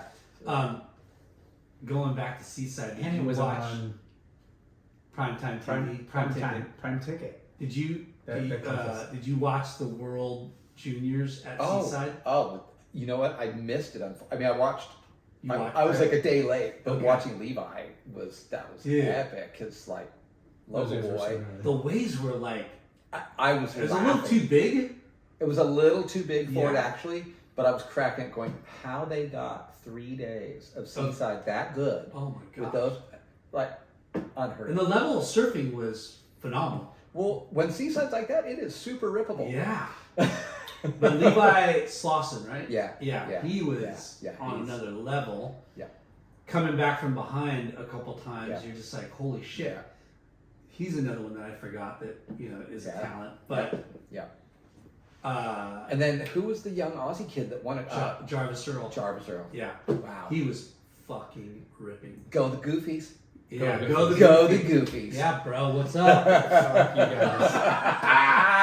I would have fucking whipped a couple of fucking Yeah. hammers. Right foot forward, bitch. Yeah. Well, I go left a lot these days. Me too. Yeah. You're in the land of I am in the us. land of lefts. I am. Yeah. Although there is the odd really good right-hander down I there. bet. Is there rights down there? Oh yeah. Those are a secret. We won't talk about those. Yeah. Yeah. So You don't want any more crowds there. No. So PSAA, how did you do after Stubbies? So it was funny. So I was always kind of it's funny. I was like the guy that was like stuck in the quarters, So like first year, I think I finished like 24th, and the second year kind of like 30th, and I was just kind of stuck there, and I just wasn't loving it because it's not really what I wanted to do. I really wanted to do what Dino was doing. Dino. I'd like he just was like, nope, I'm going to the ASP tour. Like so he smashed it on the PSA tour. He won it like back to back. Yeah, and then got on the, Shane Bashan were him and Shane Bashan were just gnarly, but they were in the finals all the fucking time. so Chris Brown, kinda those guys. They were Chris Brown too. rapping. Yeah, they were. Yeah. At Oh least yeah. Bashan was. Bashan was, Yeah. and Dino was. He was getting McElroy's and Rusty's, and then Archie. Archie was getting Richos from Australia and McElroy's and Rusty's. I love when Archie was riding the gutter bottoms. Man, he just ripped on The big those. channel The bottoms. big 6-channel double wing swallowtail. Still, it's funny. Out of that era, he's still one of just my favorite surfers. Yeah. He's younger than me, and he's still like one of my We inspirations. follow somebody that posts those old, like montages of videos, and there was just an Archie drop. Yeah. Surf radio. Surf, yeah. I forget this handle. Brazilian guy. Yeah, and Yeah. it was just Archie. And one of my favorite backside barrels is a lean forward rail grab. Right. Dude, I was like, I'm doing one of those. He did his because own everybody, stuff. I loved how so creative. he's so creative. But the other thing too is Archie's the first guy I ever saw doing functional airs. He was airing sections, and I was like, oh, because And not just having the closeout down the line. no, functional airs. And I was like, because it's funny for me. I grew up in an area where it was all about put it on rail, man turns. Yeah. Tom Carroll is God. Major crank So- gouges. Yeah. So cut I back definitely was gouges. never an air guy. Never gonna be that. That was never my thing. But I really had an appreciation for the fact that Archie had an incredible rail game, and he had. I love the fact that he was unpredictable, raw, and as soon as I saw him doing these like what I perceived as really functional airs, I'm like, okay, if you're gonna do arrows, that's what they should look like. Yeah. They should serve a purpose, not just to do the air. It Not should like be the stupid pop in air. it should be a transition and part of the whole ride. The flow. Yeah. Yeah. The rock and roll floaters, the Who straight else up. rode 6-channel bottoms? Everybody, we all did. Yeah. Did you really? Oh, They yeah. were super One of my popular. favorite boards I ever had. Archie and I Gurr. only saw Archie. Archie, With channel no, bottoms. Archie, Gurr was riding them. Tom Carroll, Richie right. Collins. Yep, Richie had them. Dude. They were Everybody functional. had Everyone them. had them. I only saw pictures of Archie, I think. And it's funny because really the godfather of them is Alan Byrne. Mm-hmm. Yeah. He was Al shaper. Byrne. Al Burning Byrne. Spears, right? Yeah, Burning Spears. Pipe Master. Yeah, they work really good in open face power, clean, but the the California beach slop, it's not great. Yeah. Right. Although, it's funny is Rusty figured it out. The most back-to-back wins I ever had was on One of those. Boards. he made them a little shallower. Mhm. And that was Shallower that channel bottom? yeah. Entirely up, Andy? yellow. Yeah. Buckled it twice, kept getting it fixed. Finally Rusty took it from me. He's like, you cannot ride that anymore.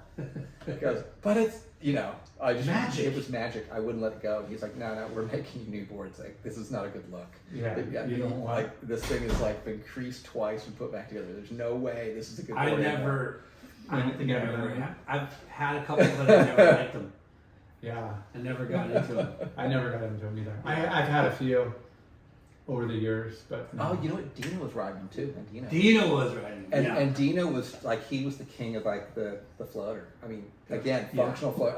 I don't know if I've ever seen anyone cover more ground than Dino on the roof of a wave. Yeah. Nuts. He would get from A to B just he was deadly. You were talking about guys that were in the finals every time. Yeah. Consistent. Him and Snips and Vinny and you know, Beshin and Chris Brown, like those guys, you know, there's just a handful where it's like, of course you expect those guys in the final. They're in every final. Yeah, those guys were gnarly. So, it's funny. There's always this handful of guys that were just Contest machines. Yeah, contest machines. Had some really good heats with Lambresi. Lambresi. Yeah. Felt really good that I had his number for a while, which was cool. He was really mad at me all the time because I would notoriously beat him, knock him out of the event, and then lose the next round. I'd like rise to the occasion and surf out of my skin to beat Mike, and then lose the next round. I remember your wad on that one. Yeah, right. And I remember Mike coming up to me. Calm. It was so funny. I remember him coming up to me, like, Rick, you know, if you're gonna beat me, could you please just win the event then? Yeah. Because like seriously, this is just stupid. Like, don't knock me out if you're not gonna win. All right. That's pretty funny, but that does stop. You know. He was another like podium consistent maker. Yeah. Right. Oh yeah. Lambresi. Oh, he was gnarly. That's why, like, you know, you get him in a heat. For me, I was didn't like, he win the Bud Tour three three times? times. Yeah. was it 3 or 4? I think 3. It's for sure 3. Yeah. Maybe 4. I don't know, but He was on a roll like none other. yeah. And he was a professional bodyboarder to start. Yeah. You know, hey, he's making probably a lot more money than the guys. Double For dip. sure he was. You know, but yeah. He You know, Mike was found the gnarly. mingle. Yeah, he was gnarly. So how long did you compete as a pro? So I competed from like 88 to 92, you know?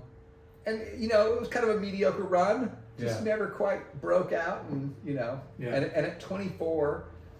Had a blast, though. I had a blast. What, you know, I mean, did some you of do it... international events? Yeah, I did. You know, it's funny. I actually I finally, like on year 3 in the PSA, I'm like, I'm over it. I want to surf internationally. So I actually took a trip to Australia with Baldy, and David Giddings, Family. and Hitty Giddy? went with Hitty Giddy and Chris Billy. Nice. So the 4 of us were kind of Travel partners. linked up and traveled over there, and yeah, we were doing so. The event at Bondi and the 4X at Surfers Paradise, and that was the year. You know what sucked is they canceled the event in Western Australia. We were supposed to go and surf at Margaret's, and they canceled it that year. I was so bummed and also at that point Rusty was actually making clothing, and the Aussie guys were there. So I was like, yeah, this is going to be an epic trip. And So were you riding Rusty's? So I was riding. So at that point, it was Rusty boards, Rusty clothing, Ripper wetsuits. So Instinct had gone away, and it was just, you know, less logos on the board and less art. One less art. Yeah. But Rusty blew up, like, I mean, everywhere at the same it time, blew but up. specifically Australia. Yeah. Got, like, Yeah. It was really strong. Almost that strong in America. Yeah. Well, it is stronger Now. in Australia now than it is in But- the U.S. Yeah. You know what's funny is we actually still sell Rusty really well in New Zealand. Yeah. It's still a really well liked brand. Yeah. And it's funny, like. I think they just do a better job over there. I don't know. Well, I think for that market, Yeah. you know, they're really surf turkey. Like, yeah, they've figured out who their customer is there, and they've got a real tight little line, and it goes. Yeah. And their women's swim actually crushes it. Yeah. A lot of bikinis. Yep. So go to Australia. Go to Australia, go with the boys, and actually it was funny, had a little bit of a shocker at the first event, but then actually had a good run through the 4X and actually made the main event there. Nice. And ended up losing to Shane Horan in a little split decision, which that sucked because Boothie had already rung Rusty saying, he just smashed Shane, he's through. And I'm like, no, lost on that 3-2 split. So that was a bummer of a phone call to make. Like, you jumped the gun there, Jeff. Yeah. Dang. Did any of the boys in the crew like perform well too? Or, So at that event, I was the only one that made a main event. So that was pretty cool, and it was, you know, it's just again, super good times, like traveling with the boys, Yeah. you know, Yeah, apartments, road tripping. surfers, road tripping, and Learning a lot too, right? learning a lot, like, you know, renting giant station wagon and, you know, 6 multi-board bags on the roof, and everyone trying to figure out how to drive on the left, and All yeah, glass on fins. all glass on fin. Oh yeah. So it's those old school giant Pro-Lite coffin bags. Yeah, you know, with the yeah. fin blocks. Yeah, so they're about 6 feet tall by the Yeah. time you get 4 boards in there. It's just ridiculous. We but, had mounds of those. you know, blocks. it was so Yeah. crazy. Yeah, fin blocks. But so yeah, ended up going and road tripping there, and actually we had a buddy, Chuck Henson, who was an Aussie guy, who owned a surf shop in Terrigal called Goannas. So between events, Baldy and I went down to visit him and kind of actually soak in the whole Aussie experience and Plant go to yourself local, for a little while. yeah, plant yourself, and surfed all the breaks around Terrigal and Avoca and all that area down there, kind of Ace So Buckins nice. zone, and that was super fun. And so and that was probably Jeff and I's one of our downfalls was kind of just loved soaking up the culture where we were. Yeah. Probably didn't focus enough on Comps. competing. Like, it's Why like, are we here? why are we here again? Well, I don't know, but this is a beautiful beach and the waves are amazing. Let's go surf. Maybe we should move here, or at least come hang out here. Yeah, It's right. yeah. So- Your mind's that thinking- contest Yeah, again? yeah. The contest. Oh yeah, that's right. That's tomorrow. We probably should get ready for that. So yeah. But it was super great traveling, and those guys were a super fun crew. Did you go on any photo trips with magazines or anything? Do any, editorial- So I would say the year after that I ended up Rusty actually sent me and Mickey Miner, a guy from La Jolla, really good surfer from La Jolla, Mickey Miner, and sent us to Bali. We went for 6 weeks. Damn. So that was the first probably proper photo trip, and it was just me and Mickey and a photographer, John Callahan. I remember that name. And so John had convinced the Department of Tourism or something in Bali that we were going to go down and we were going to promote Bali as a tourist destination, and so he wrangled 3 tickets on Garuda Indonesian Airlines For free. So I get a call from Rusty, and he's like, "Hey, do you have a passport?" And I'm like, "Yeah." He goes, "Okay, cool. Do you want to go to Bali?" I'm like, "Yeah." I'm like, "When? What?" He goes, "You're leaving in 3 days." I'm like, Did you say how many boards can you show me in 3 days? "Well," I'm like, "I don't have any boards." He goes, "Yes, you do. They're in the glass shop right now." So literally, the guys at Diamond Glassing built 2 6-deep gutter bottom, channel bottom boards in 48 hours. Dang. Well, they actually built Massive. 4. 2 Yeah. for me, 2 for Mickey. And then I actually stole one of Snips's trade-ins out of the factory. So I had 3 boards. Off we go. When we get in to our little hotel in Kuta Beach, we open up the board bags. You would have fainted from the resin smell. The boards were so green. They're still curing. Oh, nice. It was, And all it the was, heat. it was so Guys, it was so gnarly. I kind of like that. Yeah. So off we go, and so I think Rusty gave me $500 cash, just okay, here's spending money for that should get That you lasts through. you a month. Oh, more. I came Yeah. home, I hadn't even spent it all. It was so cheap. easy. So Wow. and so What year was that? 1990. Holy So shit. 1990, I literally surfed 6 to 8 foot Padang with 4 guys in the water. So Me, Mickey, 2 other guys, and John Callahan shooting photos. In fact, John almost lost his rig that. He actually got smoked by a set and literally lost his camera rig and somehow recovered it. Oh. That So was you guys so just gnarly. stayed in Bali. So we just stayed balling. I mean, Yeah. at the time, we literally stayed in Kuta and we were just riding. So it's funny, I actually saw that the little bike rental place that we went to had a little,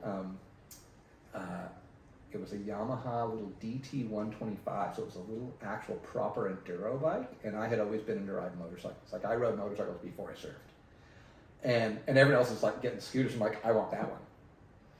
And so every day on my little yellow Yamaha 2-stroke, board slung over the shoulder, and we're blasting out to the points and surfing Ulus all day long. Nobody really. I mean, it was And the best about that is 1990. That's 1990. Like- There's nothing there. yeah. you could party because you're not getting up and down patrol because you're waiting for the winds to like switch and it's an afternoon lighting and No you're just- traffic. I mean, just Bali traffic, but I'm sure it wasn't as bad back then. Oh no, it's mellow. No, it's still Bali trip. It's still gnarly, which is why I wanted the dirt bike. Yeah. Because I knew how the Yeah, rules the worked roads there. are so bad. So bad. And it was basically like, as you know, it's like the bigger the vehicle, the more the right of way. Yeah. So if you're a pedestrian, like you're just getting kicked to the curb.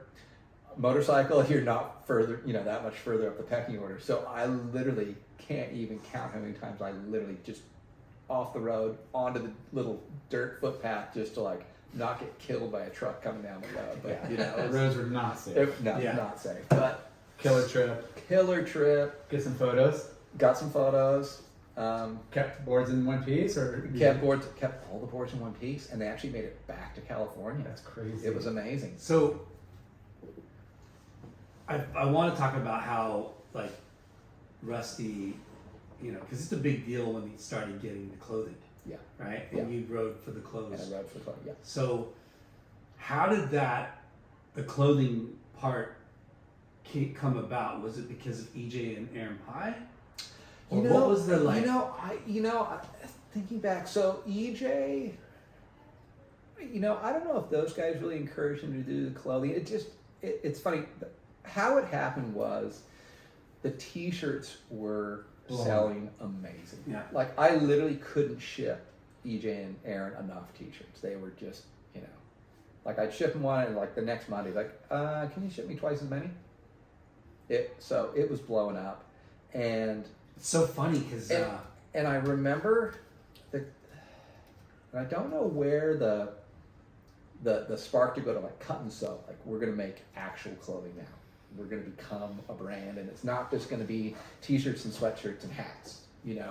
It's gonna be actual Clothing. board shorts, the whole deal. Well, by then there's been a lot of successful brands that have branched out, and they've kind of set the tone and set the hey. Well, China- if they did it, like why Right. couldn't we add some stuff? We're Right. a surfboard brand, Right, surfer brand. And the Like, guy that so much money. The guy that came in and really, I think, launched the sales side of it was a guy named Jerry Lund. yeah. You know Jerry Bear? Yeah. So Jerry Bear was kind of the original like sales manager, and came from OP days, and so Okay. he had the background in the apparel side of it and driving the sales, and also had a retail background, gnarly retail background as well. And then it was Mike Gilligan was the original sales rep, if you remember Gilly. Yeah. Yeah. I'm Gramps. Yeah. So I don't know if there was like okay, we're gonna do this, or if it was just sort of an organic like, hey, we have to do this, like it's happening. But yeah, it was kind of around that time, sort of 90, 91, where it really, blew up. And I'm trying to think, the clothing thing must have been like 88 or 89. Doing like the printable stuff, and then Yeah, I mean, they're doing printables I was going to say, so Rusty Del Mar opened in 87. Oh, and shit. we were already like printing a billion t-shirts at that point. And I'm trying to think if it was 88. Yeah, it might have been 1988 when they started doing the clothing. And it was EJ that opened it So up. EJ opened it with Rusty. So EJ was coming down from Laguna kind of like once a week, and I actually remember the very first day. It was funny. So I instantly got shifted. Like I came in and it was like, oh yeah, you're not working at the factory anymore. We've got something else for you to do. It's like, oh, okay. It's like, how would you like to work in a store in Del Mar, which is where I was born and raised? And I'm like, what store? Like, we're opening a store. Okay, cool. So Is it the same one that's there now? yeah, same one that's there now. Like on that corner, it was Rusty literally was doing his morning surf check, driving by and saw the for lease sign in the window and called EJ and was like, We got a spot. hey, got a spot. You want to partner up on a shop? It was like literally that's how yeah. it transpired. I mean, you got to strike. Yep. And And it's crazy because 2 years prior, my sister actually worked in that building. It was a interior design store, Hmm. and she was working for a lady. Much suited for a surf shop, right there. Yeah, so there it is. So those guys started it. 87. I got shifted up there, and I still to this day remember. First day in the store is me. There's a phone on the floor and 2 cardboard boxes full of T-shirts, and I'm sitting on the cardboard boxes waiting for the UPS driver to show up to bring racks and more apparel to put in the store. There's nothing. I mean, there's no slat wall on the walls, nothing. It was just a shell. And you weren't. It wasn't a clothing brand yet. It was just. It was no. It was so we It were was going to be shop. So and it was you know, it was going to be a shop for the boards and obviously Rusty T-shirts, but we were a multi-line store. It was quick. It was Billabong. It was, you know, it was all the Full surf shop. all core surf. basically HSS, Laguna Surf and Sport. Yep, But same exact product mix Yeah. as those guys. O'Neill, Rip Curl, Yeah. all the I think Prolite board bags Yeah. at the time. It was all that stuff. It's why the shop has always remained a multi-line store, as it always was. yeah, A lot of people down the line thought, oh, it's just a Rusty store. You know, when the brand really blew up, it's also always been its own entity. It's literally Rusty Surfboards Del Mar Inc. It's its own corporation. yeah. It's never been part of the licensees. No. In fact, one of the things I remember when he did it, when they licensed the brand to start doing clothing and going to like C&C manufacturing stuff, was that they actually gave the shop a lifetime license to use the mark. So they carved out the surfboards and the shop from the license so that, you know, no one could go, hey, you can't use that anymore. Yeah. Yeah, because it wasn't really a corporate store at the time. It was kind of like a privately owned, store, and they wanted to keep it that way. It was your neighborhood hardcore surf shop. Was there any So that was Quicksilver? 87. So that was 87. Okay. Yeah. Was there any Quicksilver board riders stores by then? No way. Nothing. No, Yeah. no, nothing. Well, Nothing. actually, Maybe not yet in not 87. yet. 91. Board Riders Club, 92. ours was probably like 92, 3. Right. Yeah. So that stuff hadn't quite happened yet. Yeah. So yeah, it was interesting. So working in the shop part time, chasing the surf dream Yeah. the rest of the time, getting heckled by EJ relentlessly because he's a master. Yeah. Occasionally, Master shit talker. master shit talker. Also deadly with a hanger. If you're leaning on the counter, you may get, you know. No, it'll be from across the room. And, Oh, you know, just back like of the a head. boomerang? Yeah, full boomerang. Full Yep. Yep. Boomer. Yep. So that was 87. So that was opened up. 87. Yeah. Yeah. And then how much longer were you on trying to chase the tour? So 87 to 92, kind of trying to chase the pro surfer dream, and you know, lots of surf trips and fun in between, you know. But it was funny in sort of 91-ish, 92, there was this little shit named Kelly who showed up. Kelly the goat. Kelly the goat. Never Not heard that name. Yeah, I haven't never heard of that guy. Although I am happy to say that I do have one win over Kelly Yes! in my career. Once and only once. Knew it would never happen again. I don't care that he was 15. I still beat him. Yeah. At 15, he was gnarly. He was gnarly. That was funny. I remember it was Salt Creek, PSAA, me, Kaipo won the heat. I got second. Kaipo Guerrero? Yeah, me and Kipes. We go way back. The two goofy footers? The two gooey footers. Yeah, we paddled that kid so far up around the corner of that break, it wasn't even funny. He was never going to make a wave. We were ruthless vatos that day. Gang up on the goat. Totally. Hey, at least one of us are going to make it. The other one will. Yeah, right. Goofy's got to unite. Oh yeah. It definitely. We were doing laps. So it was funny. Awesome. So yeah. So there you go. That's my claim to fame. But I mean, even then, 15. Like we all knew him. He was gnarly. Yeah. 15, 16. He was a beast already. He was claiming scalps. Yeah. No one took him lightly. No. It's funny. I still remember watching him and Rob mucking around at the little left on the inside of Seaside at Palisades, and it was Kelly had I don't know if they snapped it off or he had snapped it off, but it was missing the back fin. And I'm like, what are these two Groms doing? And I realized they were working out reverses. Back then. Back then, they were like 13, 14 years old. Yeah. And I remembered, it was funny. Pushing each other. And it was right when Kelly first started getting boards from Al. Mm. And it was what an early Merrick that he was riding. I remember just going, what are those kids up to? Yeah, he was taking Rob's and Chris Brown's boards, and Yeah.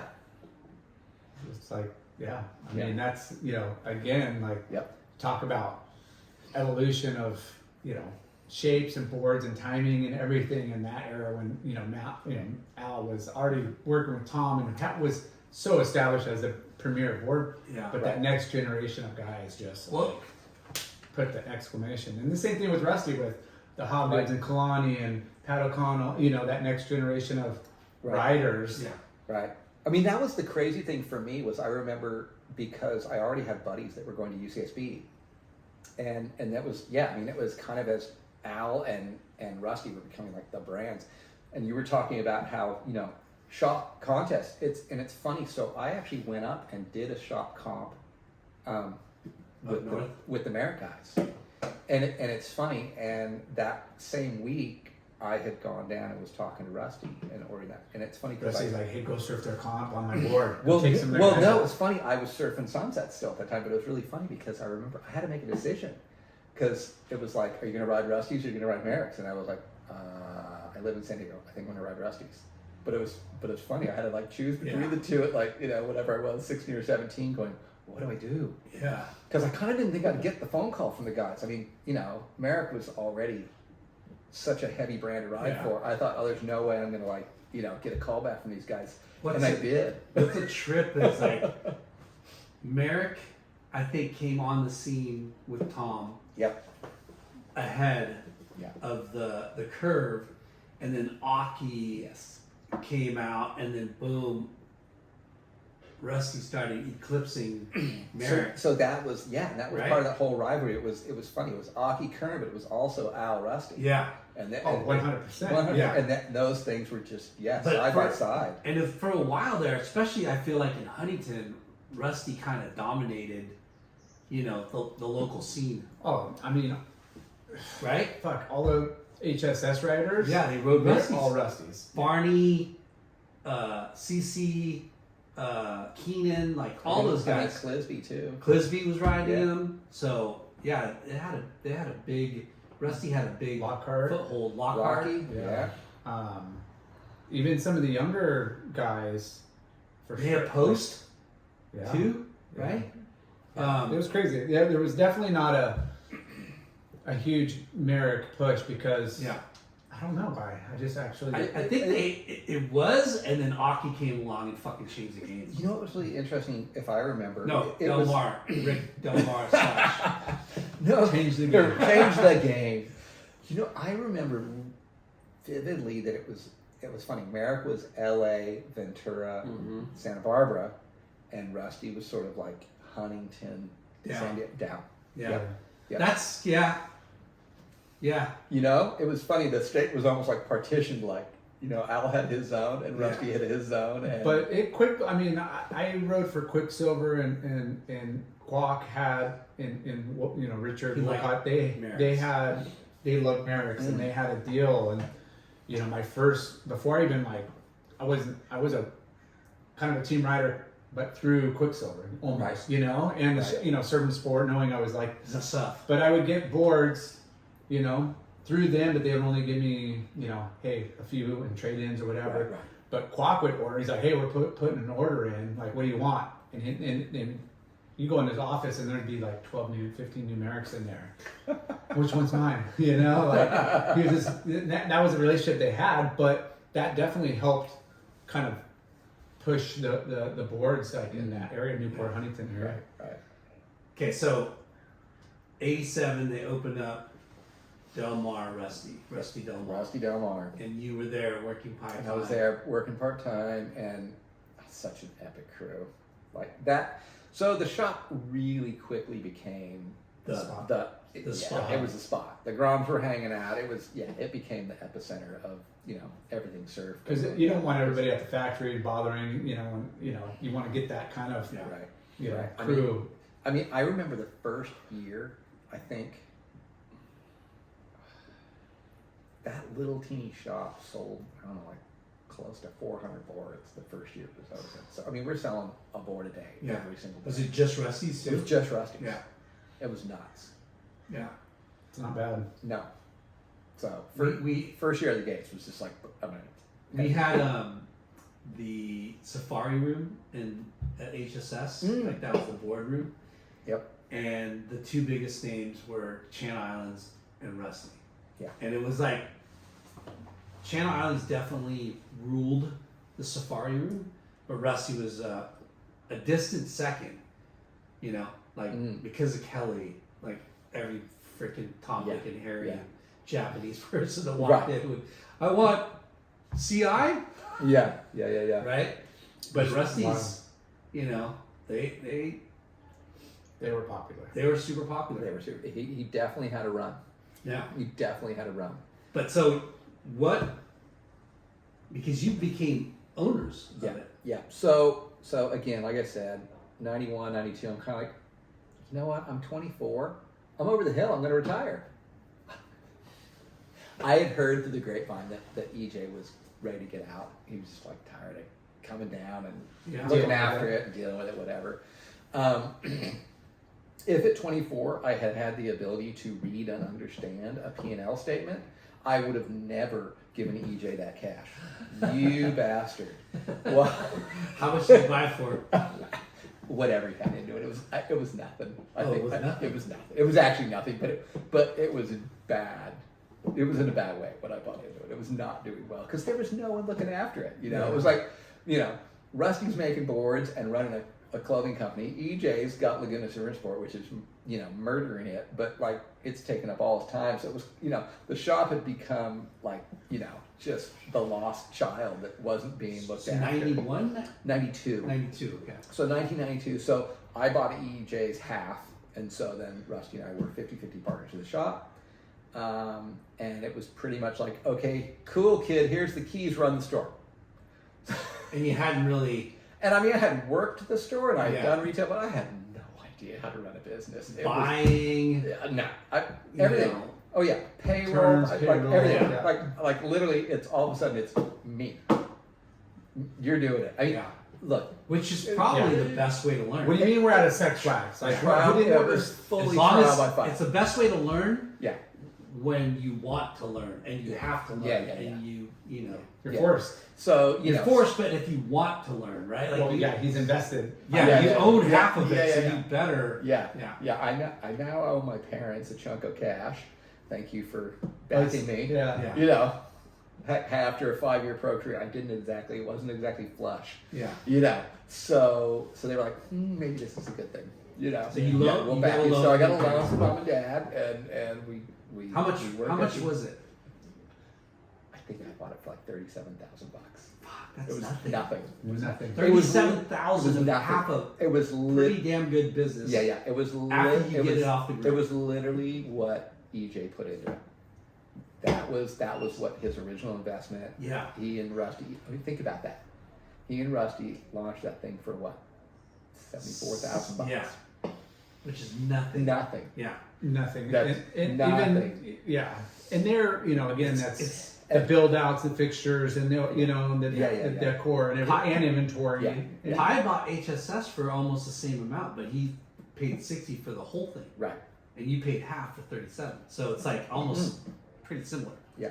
So it's a pretty similar thing. But so got in there, had no clue. I mean, luckily Rusty's wife Angie was amazing, and she actually had a retail background. She had worked at Nordstrom for years, so she knew what she was doing. The best. She was trained. The best Yeah. retail for mom and pop, their mentality and their Right. So she was definitely there to Customer service. Make sure I wasn't screwing up too bad, which was great. The formula was there. You just had to pay attention and make sure that. Yeah. So it was, and the big thing was, and it still is the big thing is creating that culture. Yeah. Creating, Community. people walk in, it's that community, and people walk in and they want to be there, they want to stay, they want to shop with you, they want to support the shop. Yeah. And how do you end up with not just customers but like literally advocates for your business? you know, and that quickly became word of mouth is so powerful when you have like, yeah. hey, you know, everybody's got options out there, Right? And, we come from the same background. Right. Jay and myself, like Right. we worked at Huntington Surf Sport for years and know exactly what you're talking about. Because it's the seed. It's the same, you know. Yeah. Aaron at HSS trained EJ. Yeah. EJ, trained me and all the Groms at Rusty Del Mar. So it's funny. It's like for me, like when I walk into HSS, I'm like, oh, home. Yeah. I'm home. Yeah. Feels And right. that's the beauty of not just HSS, not just LLS and S, but all these surf shops that are independently owned. They, like not everyone does the same kind of job and the same kind of style, but they're all our clubhouses, you know? Right. And like you were saying, people come there because they want to. It's not a liquor store or a department store or a, you know what I mean? It's not. No, you go there because you want something, not because you need something. But you're chit chatting over like the magazines on like articles and photos, and you're chit chatting about the video playing or how the waves work today. And there's a lot more than just retail exchanges and money. You know, like it's the experience, the community. Yeah. I used to joke that what we really ran was a daycare center. Yeah. And the moms had a minimum That'd be a spend. great name for a surf shop. Right, daycare center. There's daydream and daycare. Yeah. But it was minimum spend per month to cover your daycare services. Oh my gosh. You know, so you buy Bro, a that's right? it. Don't call it a right. membership, call it daycare. Yeah, it's daycare. Like Drop your seriously. kids off. I'm gonna probably get a little child abuse, but they're gonna learn how to wax. Sign this waiver, please. Yeah, I mean, look, if they For your kid to hang out here, I would have to get a waiver, please. Yeah, there's definitely things that happened at Rusty Del Mar that could not happen now because you would definitely be sued. Nobody was monitoring the fridge in the back room. Like, always full Well, of beer. we had the cage, which was the front window because we did get broken into a few times early days in the year, you know, when everyone was doing the smash and grab thing. Oh. So we had the full foldy gate for the front window. Well, you know, if you were a Grom and you were acting up, you may end up in the cage, locked in the cage for a Builds while, character. a time.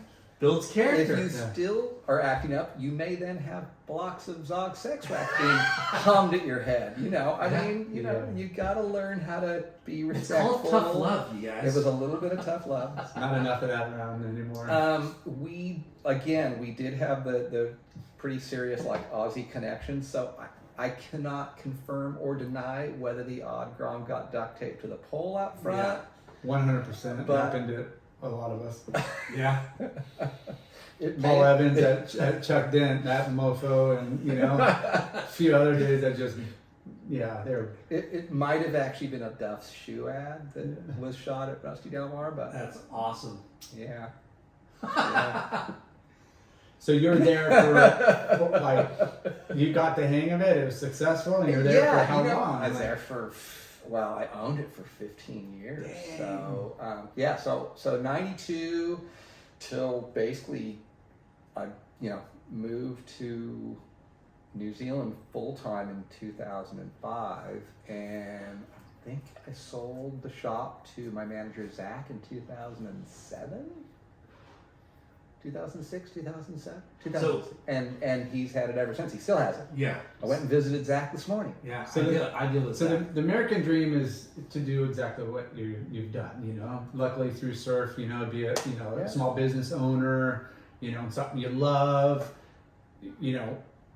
I'm sure you're getting catered from all the brands. You're getting the perks of the industry. Royalty. You're going. Let's talk about the trips. Hey, I'm working hard. Hey, where's Rick? Oh, he's on a Tabby trip, or he's in next, or were you taking? The Tabby trips were the Rusty trips. Yeah. He was always booking a couple weeks in March every year. The shop might have been paying for Rusty and I to go because that was a business trip. Write-off. We're So testing the equipment. that might have happened. Perks and write-offs. So there was definitely some A little R&D. You know how to R&D. you figured out what P&L was, and I figured out how it worked exactly. This is called What's expenses. line item 26B again? Okay. You know, it's funny. We probably, because of the structure of the corporation, we probably didn't utilize it as well as we could have from that side of things. Oh, yeah. You know, I mean, Hindsight. if it had been mine solely, you definitely, there's definitely, you know, you could have worked that side of it. I'm not going to name And, you know, other shops But- and put them on the spot, but I see people at the Slater Ranch like quite often. right. Yeah, I how's that? see them, Yeah. I see them on extravagant surf trips everywhere. But look, you know, surf retail at that level is never going to make you a terribly rich man. It just isn't. But so there's got to be other perks. It's a lifestyle and the perks and And not having to drive it's 3 hours in the traffic and you're rolling down the I street. mean, literally to this day, my mom still lives in the house we grew up in. It's 4 Right. blocks from the shop. Damn. That's so cool. So, I mean, my mom was so funny, you know, at a point during this whole, you know, early days of owning the shop. I'm like, wow, She's I'm, there. I'm an adult. Well, now. I'm part owner because I gave you Yeah, money. right. Yeah. Pretty much. But no, it was funny because I had moved down to La Jolla with my best friend John, and she's like, "What? Why are you and John paying rent? What are you doing?" She's like, "Move home." She's like, "Your business is 4 blocks down the street." So the other thing that happened Smart mom. was I had the shop Practical. for not even 2 years, and we opened Rusty La Jolla. So Rusty Del Mar paid to open Rusty La Jolla. And we did that for a couple of years, but it wasn't gelling the way Rusty Del Mar did. And I realized me splitting my time, it just wasn't working the way it should. Yeah. So I basically just handed my equity in Rusty La Jolla to Rusty. Said, "Hey, it's all you. Just." Who'd you partner up with? So Rusty and I were partners in that as well. Okay. And I just went, I want to be out. You can have 100% of Rusty La Jolla. Where was Rusty La Jolla? So it was right on Avenida de la Playa, which is the main little strip going east to west to the shores. And it's where Rusty grew up. Okay. And literally his, So you had some say on like, So- hey, it'd be cool to have a shop. and that was like the replicate Rusty shop. Yeah, replicate It was- what yeah. we're winning. But that became more that was kind of, and part of that was like CNC, everyone kind of wanted like, let's do a Rusty store. Let's do a concept store basically. So it was a little concept store. But for me, it just didn't roll the way I wanted it to. And it was sucking a lot of money out of Rusty Del Mar. I'm like, you know what? Like I was just getting Rusty Del Mar going really good. And that's why I was kind of like to just stick with that. So I walked away from La Jolla and went back to just the Del Mar thing, and took Mom's advice and moved home for a little while, and ended up buying myself a little condo in Solana Beach when the market was absolutely just like on its face in '96. Thankfully, her best friend took me kicking and screaming and said, "You have to buy property." Yes. Diversify your portfolio. Well, it was so funny. She's like, "I know you're making money at the shop now, and either Uncle Sam's going to take it all, or you got to invest in real estate." Yeah. Really, I have to. Best thing I ever did. Yeah. Like every time I see Taylor, What, you just hit yourself? Why didn't I buy 2? Why didn't I buy right 2 years right, earlier? right, Yeah. But Would've, whatever. should've. No, I kiss her and hug her every time I see her. It's like Yeah. best thing ever happened. Damn. So now it's funny. So I have the shop, and I've got my little condo in Solana Beach, which is still walking distance to the shop. So And I've got cool. Mom up on the hill 4 blocks away, and so that's my little zone for years. I've just yeah. So you Epicenter. mentioned part-time living in New Zealand. So that came many years down the road. So got a little bored with just the shop, so I started repping for Sanook Sandals with Jeff Kelly. No way. Did? Yeah. So I almost remember this, but I don't. So I think I might have been Jeff's Dude, first I San wrote for Diego. them for a while. Yeah. So it's funny. So I started repping for Jeff, and how I ended up. This is funny. So how I ended up in New Zealand was that we were at the trade show in Vegas, and I met a girl, an Australian girl, who eventually became my wife, and she grew up in New Zealand, in Wellington. Was she in the industry? So she was in the film industry. Film? Yeah.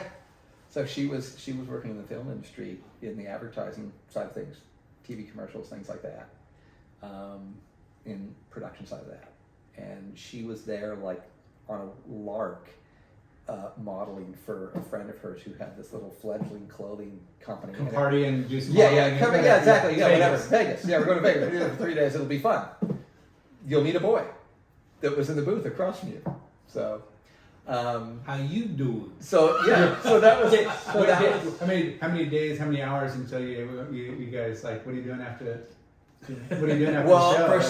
First day, he's like, Rick Lasch, Delmar Slash. I'm a So, photograph. funny I'm a enough- successful American man.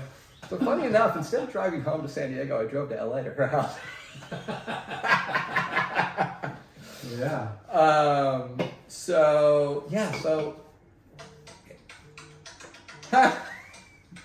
It's her. Your lady? No, it's Cindy Holloman, Rusty Marketing. That is Sorry, hilarious. Cindy. We'll call you later. That's funny.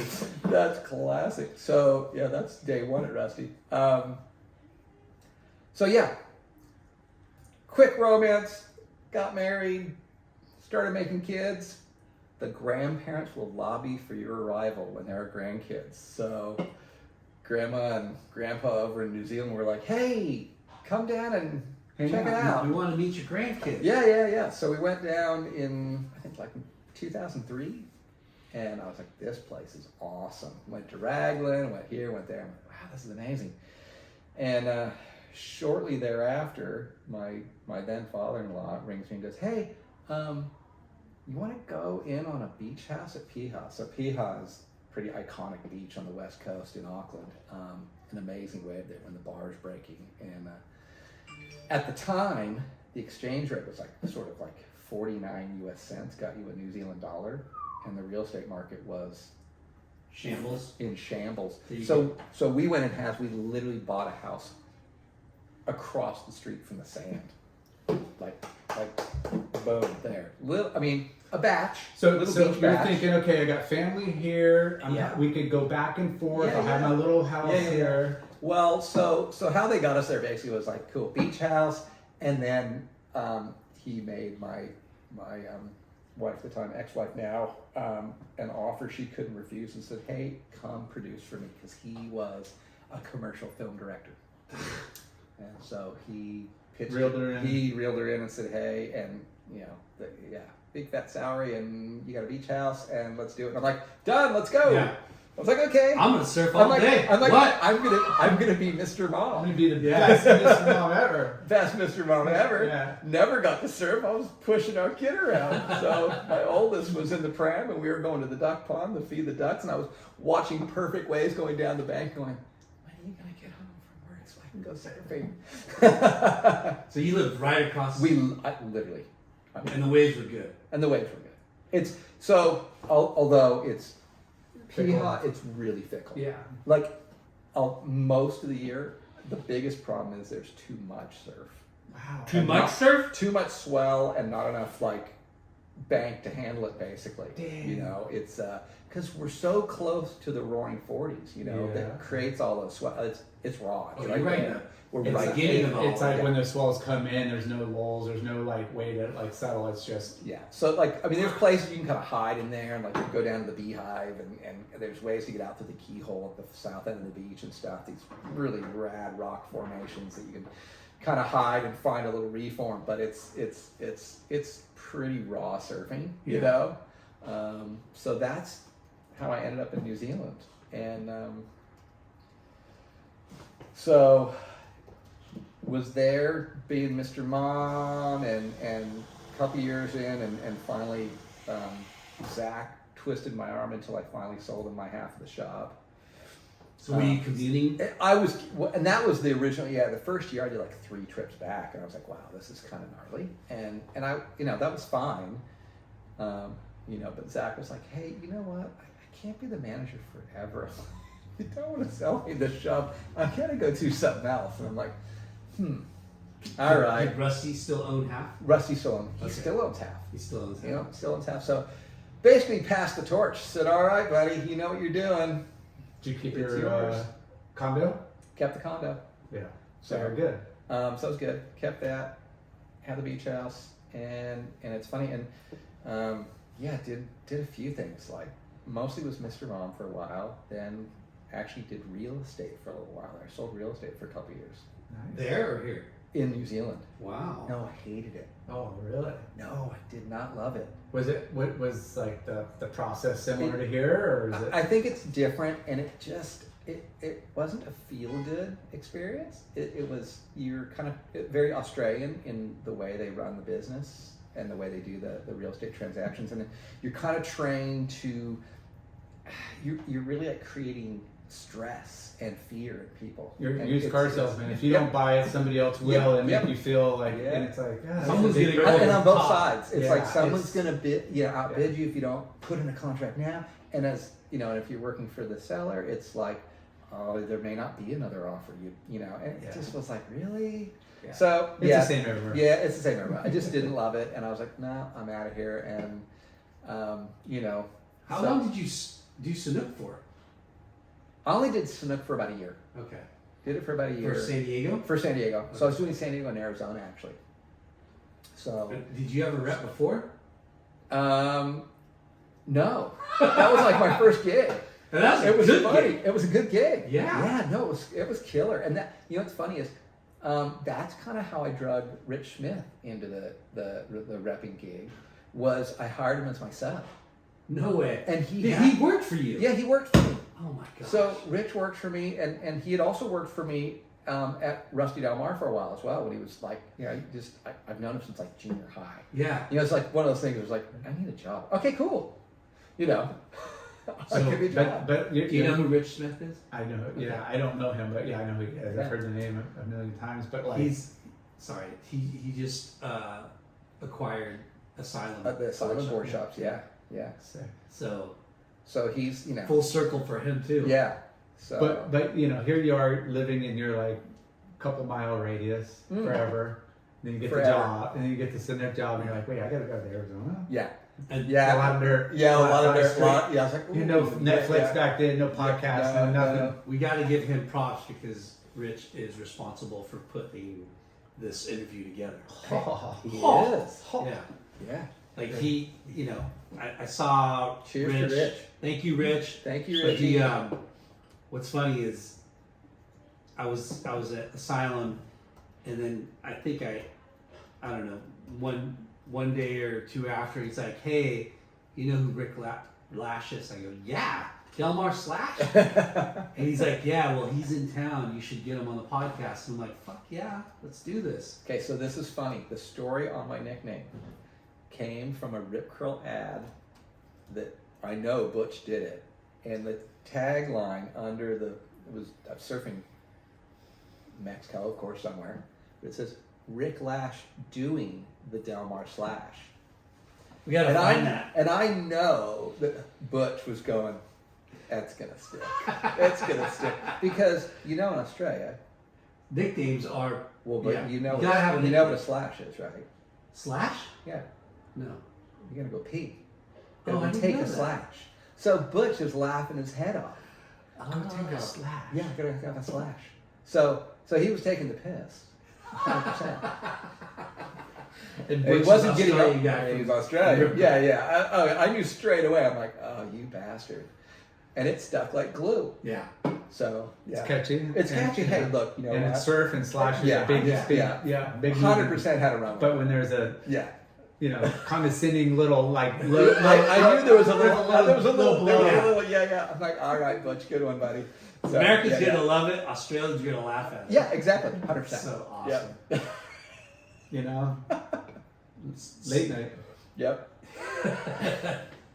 Right. You're stuck with it. It's Stuck you. with it. Yeah. You gotta. You just Right. Oh, dude, when I first told him about, hey, let's start a podcast, Yeah. I go, yeah, perfect name, Late Night with Chalky. It's perfect. Yeah. I'm like, no way, it's happy hour with Lyndon.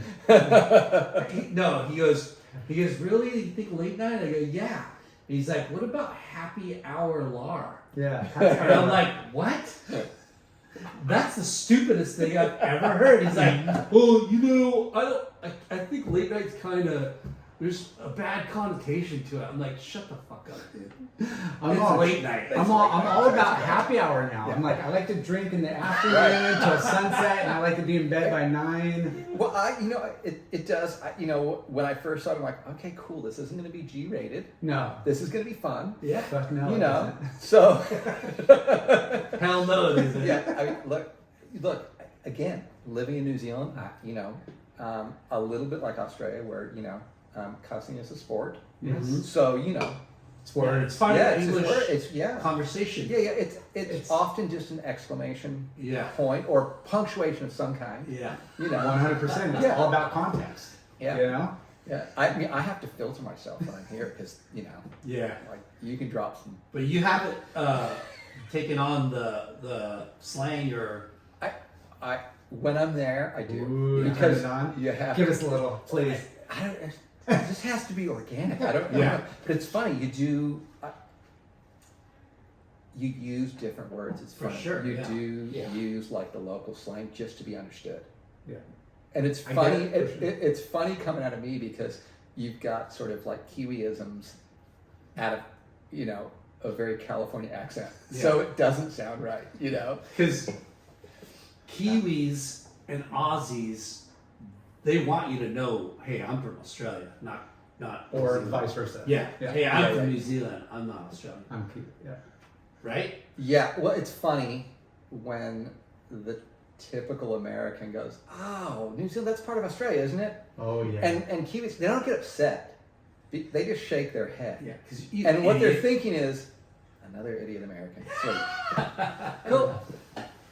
Yeah. That's literally. I would be they don't even. appalled too. They're not even mad. They're just It's like, like, yeah, whatever. Dude, Australia is this island, huge continent, Yeah. and we're over here. And we're two islands. It's two separate Islands. Yeah. Islands. We're, Yeah. we're two separate. We're separate islands, and lo and behold, an entirely different country. We've got our own parliament. Yeah.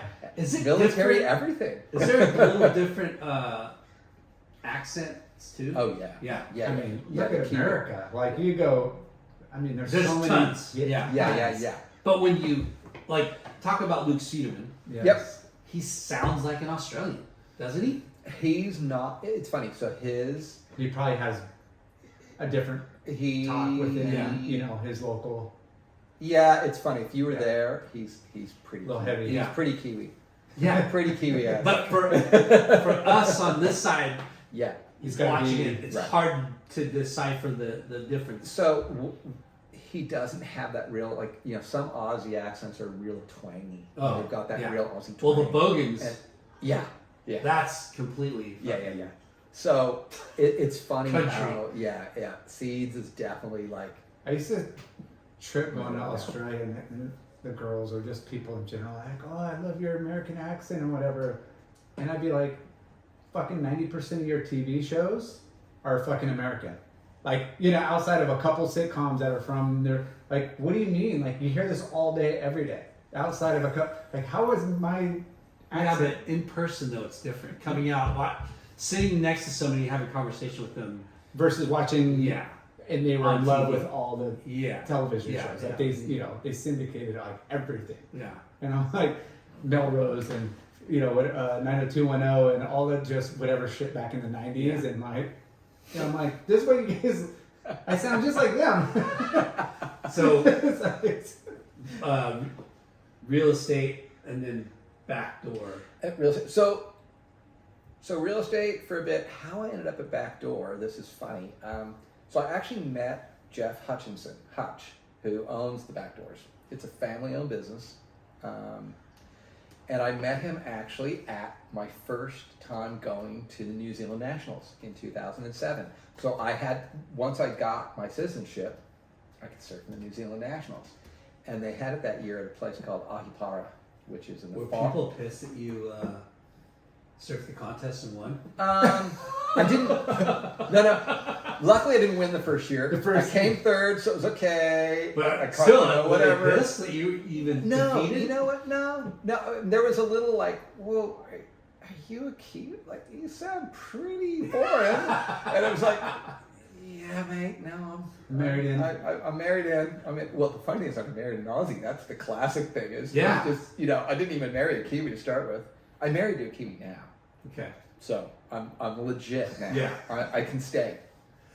He's the part the whatever the Yeah, triple. Hey, he's got triple citizenship. Well, it's funny. Oz, Zealand, and Well, it's funny because my kids actually do have. triple. Yeah, because so my I was oldest, kidding. oldest was born in California, so obviously U.S. citizenship. But then he also has Australian citizenship through lineage from his mom, Mm-hmm. and he's also entitled to a New Zealand passport because that's where he lived and grew up. Yeah.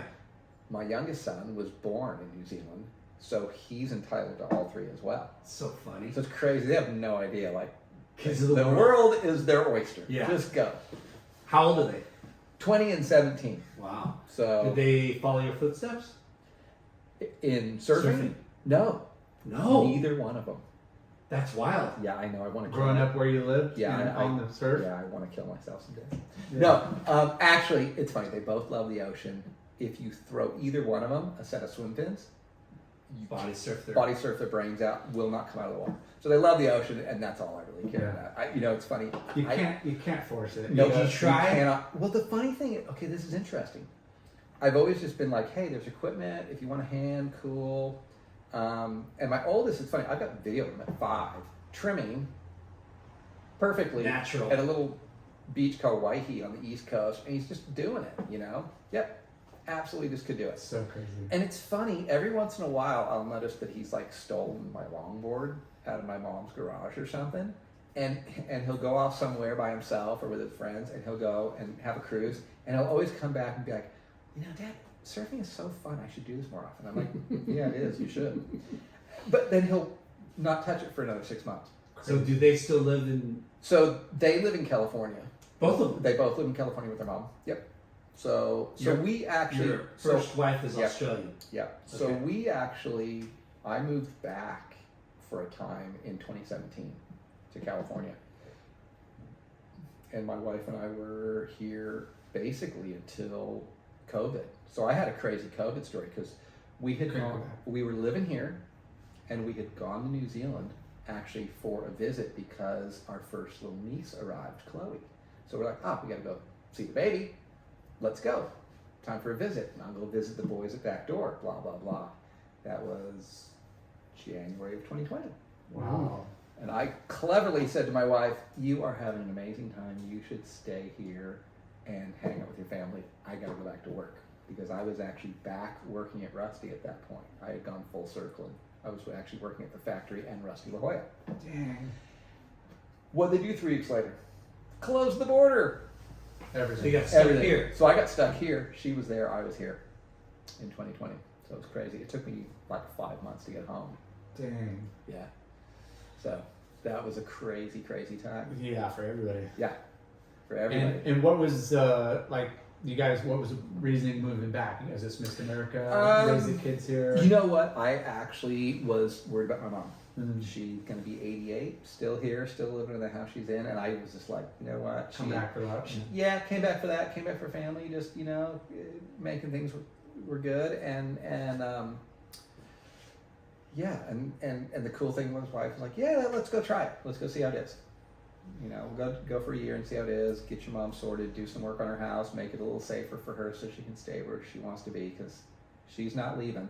Yeah. So it was that. It was kind of that family thing. And as those things occur, it was just like the New Zealand thing. When I first went to New Zealand, it was a 1-year experiment that lasted, 18 years? Wow. And that was supposed to be a 1-year experiment that went 3 Yeah. and a pandemic. So, we planned. You never know. Yeah, whatever. You're just fortunate you have family and homes and stuff in both, Right. and Absolutely. relationships in both. Absolutely. Absolutely.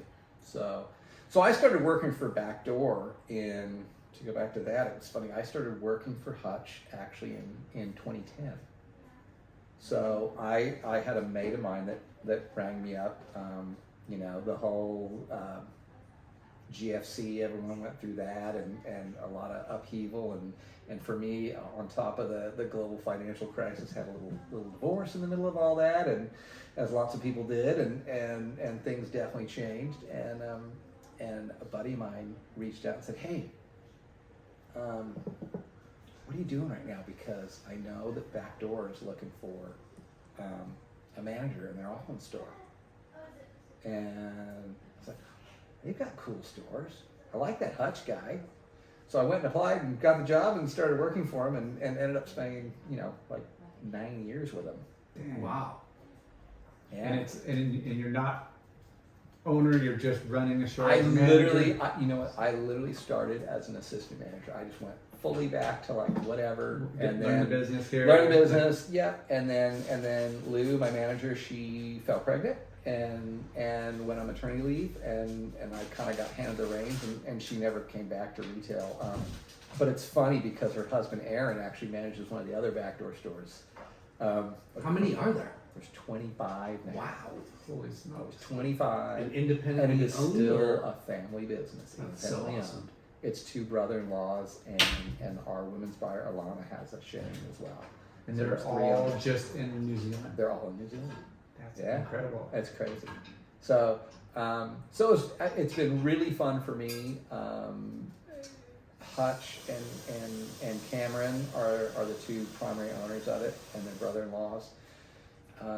And they've been amazing to me all these years. That's cool. And I'm super loyal to them, and I've learned a ton. What- Hutch is the bravest retailer I've ever known in my life. What is their stores? Is it more of a lifestyle, like apparel, or do they? So have there's it a lot of hard goods? apparel. Some of them are more lifestyle apparel, and some of them are super hardcore hard goods, like the shop that Aaron manages on an area called Tekapuna, which is on the North Shore in Auckland.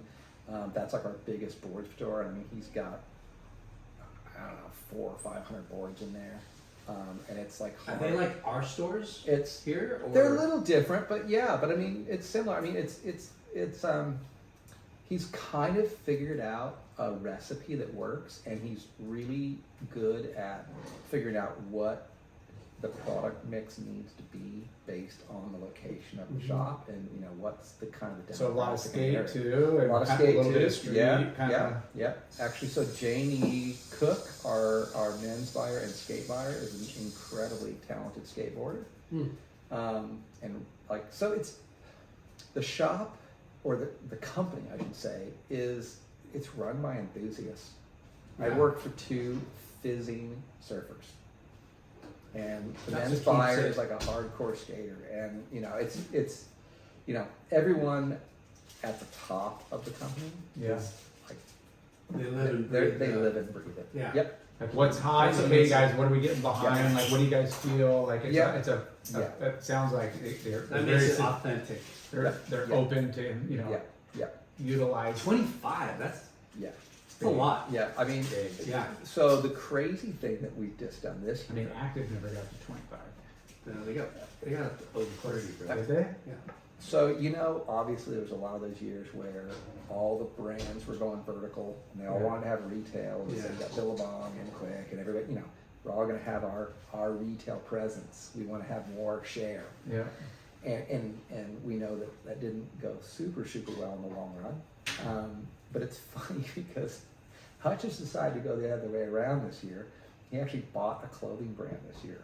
He's bought a brand called RPM Clothing, which is a real archaic, really iconic New Zealand clothing brand.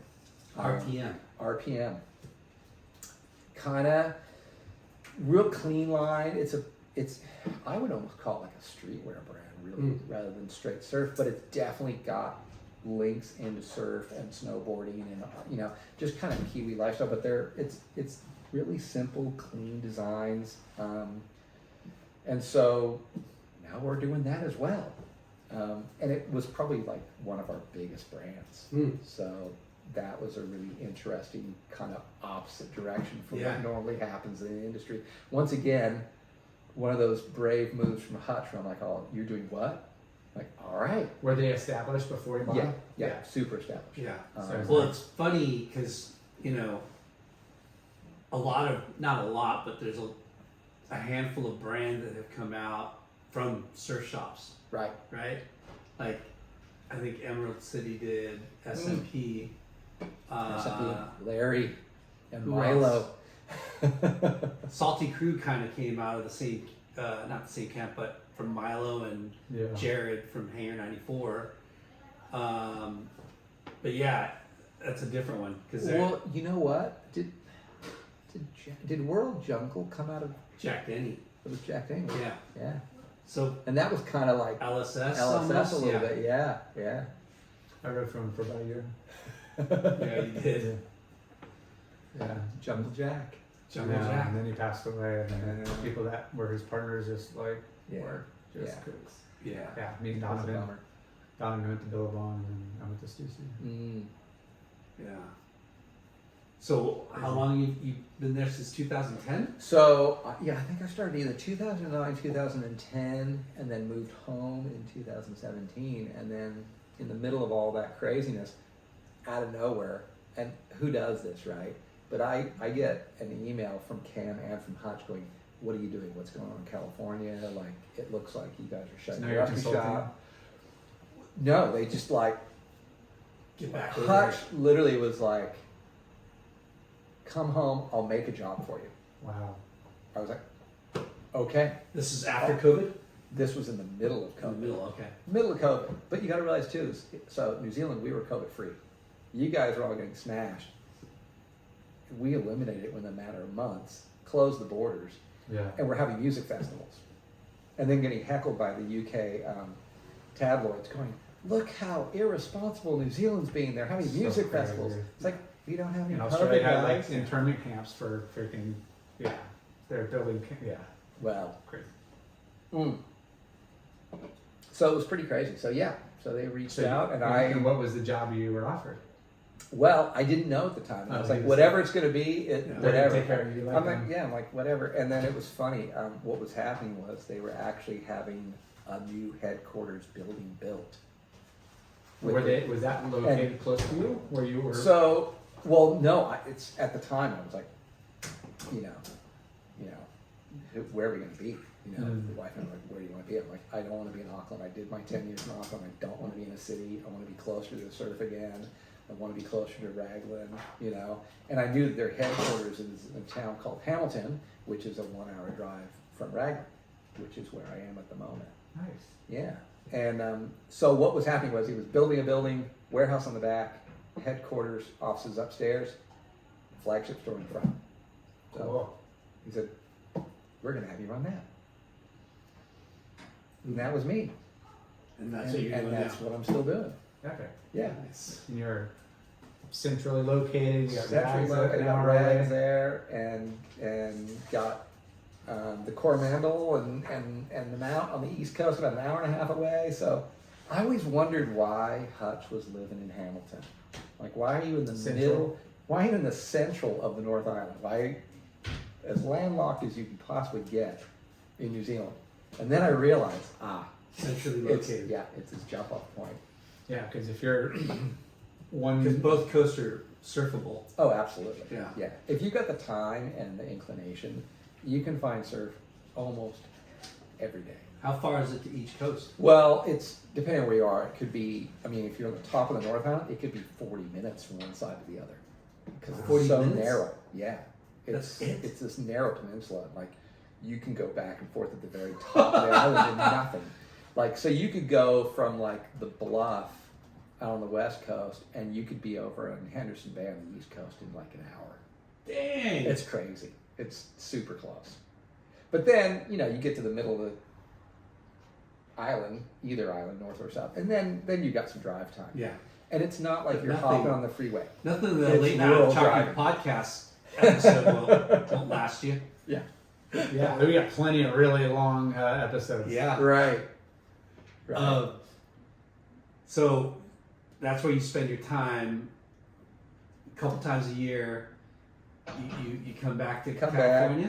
back. Come back to California once or twice a year and check on the fam and make things are good, you know. And Yeah, see what's going on here.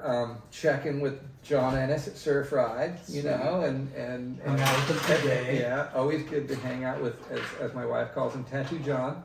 Tattoo John. Apparently, I've got too many friends named John, so she's had to give them all Nicknames. Yeah. And he mentioned that, and you mentioned that you're building him a room. Right. So what we're working on at the moment is so I actually sold the house here in Here. 2020 Okay. and bought a couple acres down about 20 minutes from the points in Raglan. Wow. And so we're going to start building in the next couple months there. And so now I'll be sort of 20 minutes to 15, 20 minutes to Raglan and sort of 30 minutes So to weekend work. house. So yeah, Your little weekend. the weekend house. Yeah, yeah, weekend yeah. So, spread. so that'll be so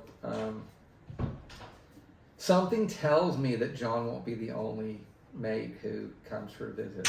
I think we're gonna have to line up some late night jockey weeks there. We're friends. Yeah, there you go. I like to go friends. last, even though I have a left foot. Yeah, forward. there you go. Yeah, it's allowed. It's allowed. Yeah, it's You allowed. know? Yeah, Remember, I'm Goofy Foot. Yeah. that's more than allowed. Yeah. And you go straight.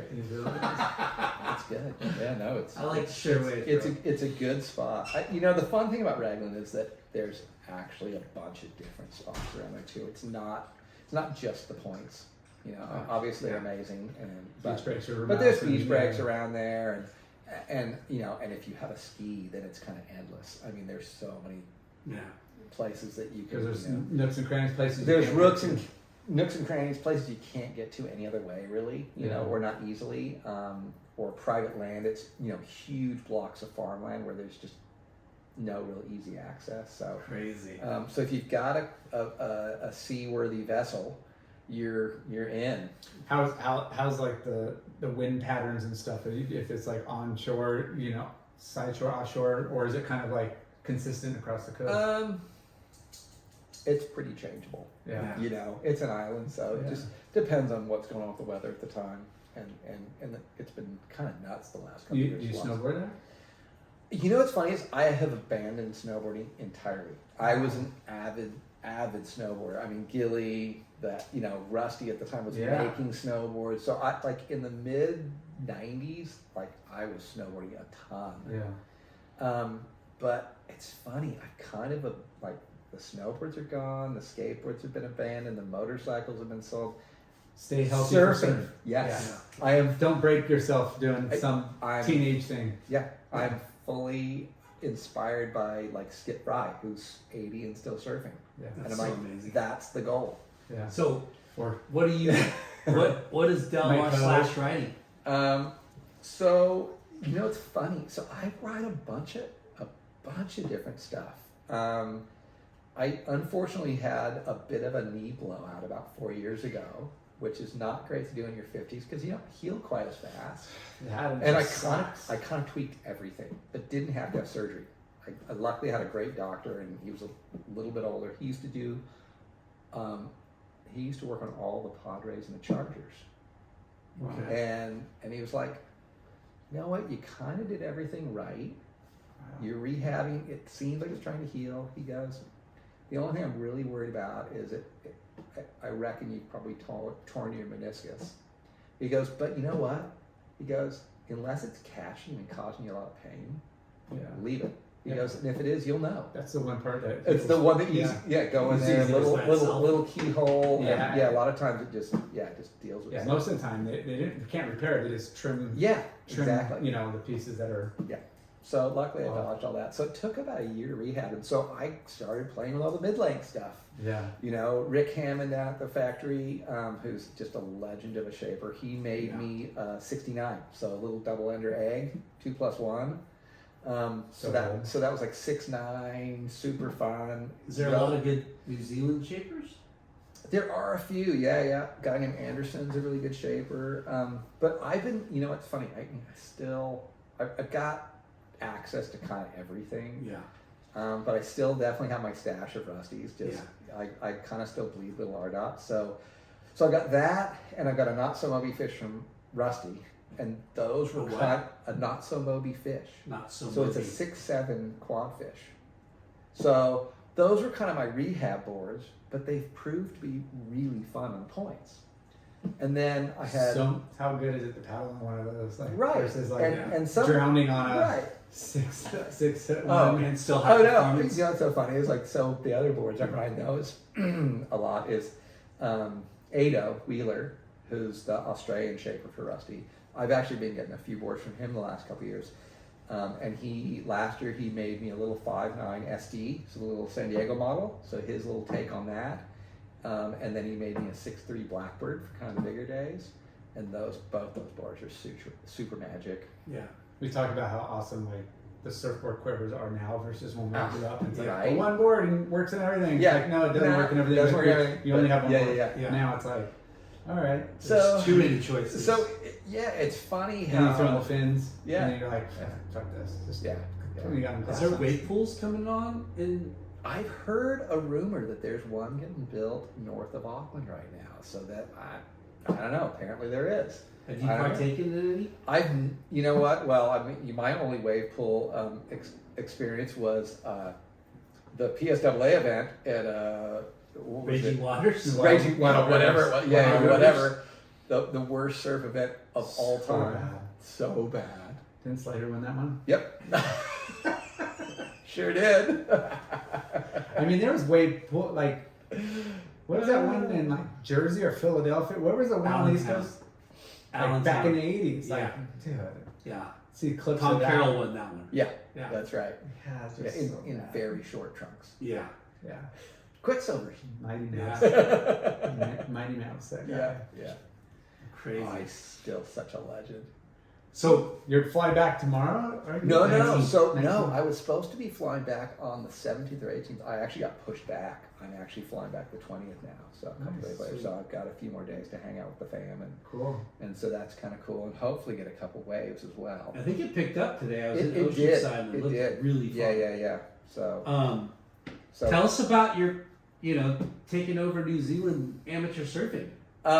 Well, it was fun. So yeah, the New Zealand Nationals are just so much fun. Like I was saying, like it's a. Is there a lot of good surfers? There's a lot of good surfers, and it's everything from like the Maz Quins, the Billy Stammereds, the pros that are living seeds. Yeah. Luke used to do it, right down to they have age divisions from under 12s all the way to over 65s. So it's everybody. Yeah. Everyone shows up. It's like 6 days to run the thing. Damn. I don't know. There was like 350 entrants or something this year. That's awesome. It's awesome. They do like a kneeboard division. It's they just do the whole thing. Why not? Why You not? got to Yeah. cater to everybody. And, Yeah, it's cool. And then do it in a different spot every year around the Oh, country. that's right. Yeah, and so they do it kind of at the end of January, which is summer for Summer, us. right. So they do it basically at the end of like everyone's Holiday break. summer holiday. Yeah. Yeah, because pretty much everyone bails out just before Christmas, like somewhere between the 15th and 18th of December. Everyone pretty much shuts up shop if you were like in a corporate gig, and you're off for 4 weeks, and the whole country kind of goes to the Parties. beach. Goes to the beach, yeah. Yeah. Camps, whatever you do, and so towards the end of that, they run the nationals every year, and yeah, so in 2009 and 2010, so just before I started working for Backdoor, I was actually working at the Trent Bray Swim School, actually as a barista and cafe manager. Look at you. I just fell into that, and my mate Paulie was a super avid surfer. He got me a job there, and I started swimming, and it was funny. The guys that were there, so he was an Olympic swimmer for New Zealand, and he's like, "Hey, I heard there's like the surfing nationals are coming. Are you gonna surf it this year?" I'm like, "Oh, I don't know." And he's like, "Yeah, you're gonna surf it. We're gonna train you. You're gonna win it." So Does he surf? So He's he an did. Olympian. Yeah, he's an Olympian, but he's Olympic swimmer. Olympian But- swimmer, So- not surfer. So I know, but you're going to compete, right? Yeah. Like, yeah. just like yeah. that's his mentality. Yeah, his Yeah. mentality was you're going to compete, you're going to win. Yeah. Yeah. So it was funny. So it turned out, so Trent was the Olympic swimmer. His older brother, Davin, was an open ocean competitive swimmer. So the two of them got a hold of me and threw me in the pool 3 days a week and laughed, going, stop looking for a set, Rick. Put your head down, like stare at the line. Yeah. And they And spent. those guys train hard. It was crazy. Yeah. So they spent 3 months, and I was doing like 6,000 meters a week in the pool. I was like 43 and the fittest I had ever been in my life. So crazy. I was just shredded, and Coffin Spitzer. it was I'm gonna crazy. move to New Zealand. Yeah, it was crazy. I don't think that'll work for And get Yeah. shredded. I don't care if you had an Olympic pool in your backyard. I'm gonna get shredded. But yeah, went out P96, and won the over Miami 40. diet, whatever. Yeah. Classic. So they trained me up, set me out. I went out, I won the over 40s in 09, and then That was the first one. that was the first one, and then went back in 2010, and that year it was down in Gisborne, which is an amazing spot for surf, and won it again back to back. So I did the over 40s 2 years in a row. I had some people pissed off at me at that point. Yeah. There was definitely some of the boys Can who I were see like, his passport? yeah. Wait, whoa. There was definitely a few of those calls at that point, and it was funny. So, and it was that 2010. That was when I had started working for Hutch, and normally it's funny. Hutch is 3.5, 4 years older than I am, so he's usually up a division from me. But we every once in a while we cross over and we get to have heats, which is fun. And you beat him. I did this year. You don't have a job anymore. Well, I might have had some. No, you know what? I always tell people like, yeah, I'm okay. I'll do the dumb jobs for a month. No, you know what? It's funny. He'd be mad if I didn't give him my best. Oh yeah. So For sure. And you you'd know, be super proud, like, yeah, that's my guy. yeah, You know, and like Hutch back was then. he was a pro surfer in New Zealand in the '80s, kind of the same era, and what have you. So, That's cool. he's still got that fire. We Yeah. love it. We throw on the jersey, and once a year we have a go, and sometimes you win and sometimes you don't, and we both hate having second place trophies. Yeah. As you It's, should. yeah. First loser. Right? Yeah. Yeah, Is we're there any fully comps? Ricky Bobby. Yeah, we are so comps? Ricky Bobby. Is there any other comps that you guys do? There are a couple. Like, it's funny. So there's a spring event that they usually do in the Taranaki region, which is on a place they call it the Surf Highway, which and I don't usually go down to that because it's not a super convenient time of year for me to actually leave the stores. Yeah. So it's pretty much the nationals. It's funny, and then but there's a lot of club comps That's cool. as well, which is cool. Yeah. Club comps are good. Yeah, Just keep the morale up. Yeah. And, it's fun Yeah. and yeah, brings down community. yeah. We love them. And that's actually part of the nationals too now, where they've incorporated. Board riders. And so they do board riders points Heat. throughout the whole event, Yeah. and Because it's an individual, but they'll take the collective individual. yeah. rank So and- yeah, based on how you finish in your division, so many points, and it goes towards your board rider. That's right. Yeah. So Yeah. yeah.